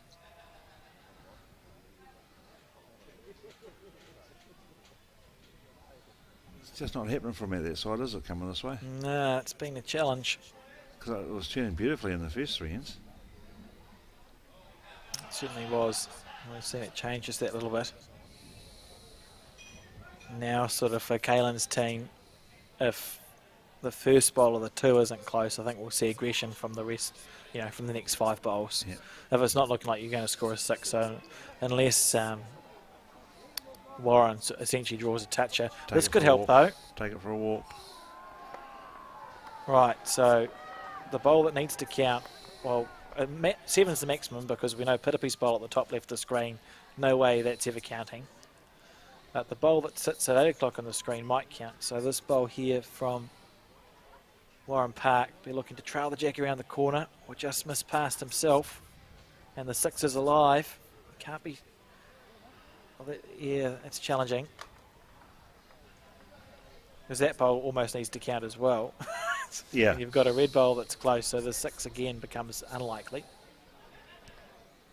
You need to you have to create like a scoring area when you're trying to make a number happen. And this is a good bowl here from Levi. Just looking to go past and stop. Stay so up. Again, the scoring area reduced. The bowl of Pirere's and the bowl of Warren's has to count, so the jack needs to move just a couple of feet. It's nearly kill time, I feel. Warren, if this bowl doesn't reach the head, no, it's going to. He's given himself every chance. Just need to move the jack in the 6 o'clock direction. In the 6 o'clock direction. Oh, he gave that such a good effort. It's still a live chance. Yeah, still trail that jack down.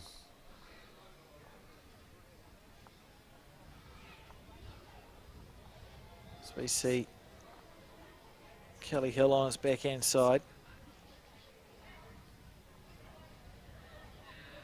Blocking the kill. Which he's pretty successfully done there, to be honest. Yeah, well, putting the Kevin's bowl in the front of the jack was handy.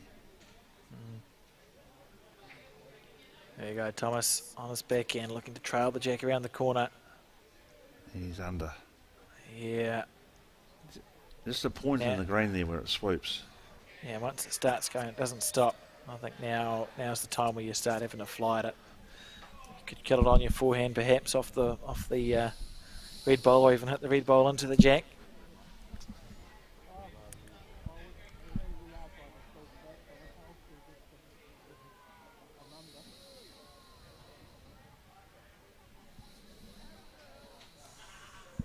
Still looking to see if they can make their numbers.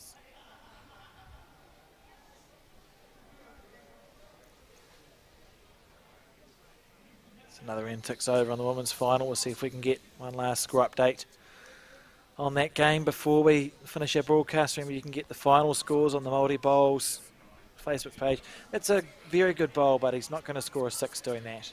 You know, the 6 is unlikely. Might make it easier to kill, which is the positive. Kalen will need to find a bowl that's low of the jack somewhere and just hit that as hard as he can, see if you can get your bowl to come off it at a right angle. 9-7 to the team from Onehunga in the women's final. After 8 ends. So 2 to go in the women's, 9-7 to the team from Onehunga. And the final score for that, as I said, will be posted on the Māori Bowls public Facebook group. Hamish Kape here on his forehand, looking for all the world. Well, he'll be feeling like he's got one hand on that trophy already, leading 12-6 on this final end. No need to go close, really. It's just about, clugging it up. That's a good block. Yep. Very good block. Brilliant block, result. actually. Good result. Right, find a way to kill it.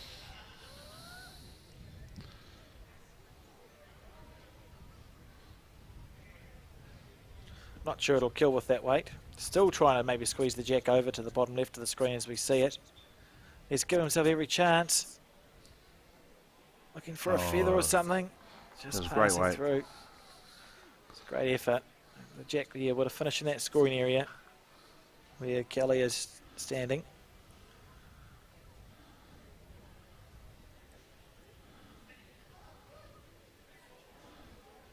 Interesting. Hamish. Yeah, I mean, that's a great bowl. Now you find a way to kill it now.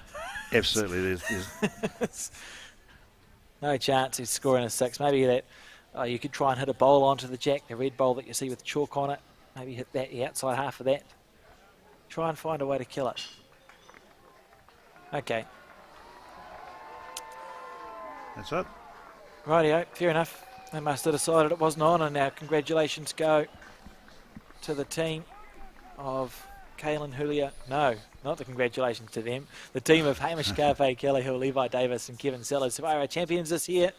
And commiserations to the losing finalists. But what a great game that was, Nara. Thanks for joining me in commentary. I enjoyed it. Yeah, thanks, Alex. Good to catch up again. And thank you for your support of our event. Really do appreciate it. Yeah, well, more than welcome. And, of course, Colin and Brendan with their efforts and setting everything up, and all the clubs and volunteers that are involved in this event. It's great to have it, and great to be able to support the Aotearoa National Bowls. We look forward to broadcasting next year as we see the celebrations there, and I'll let you go now and join the congratulations as we switch now to the highlights of this men's final for the Aotearoa National Bowls 2023. Thanks, Alex, and goodbye. Thanks, everybody.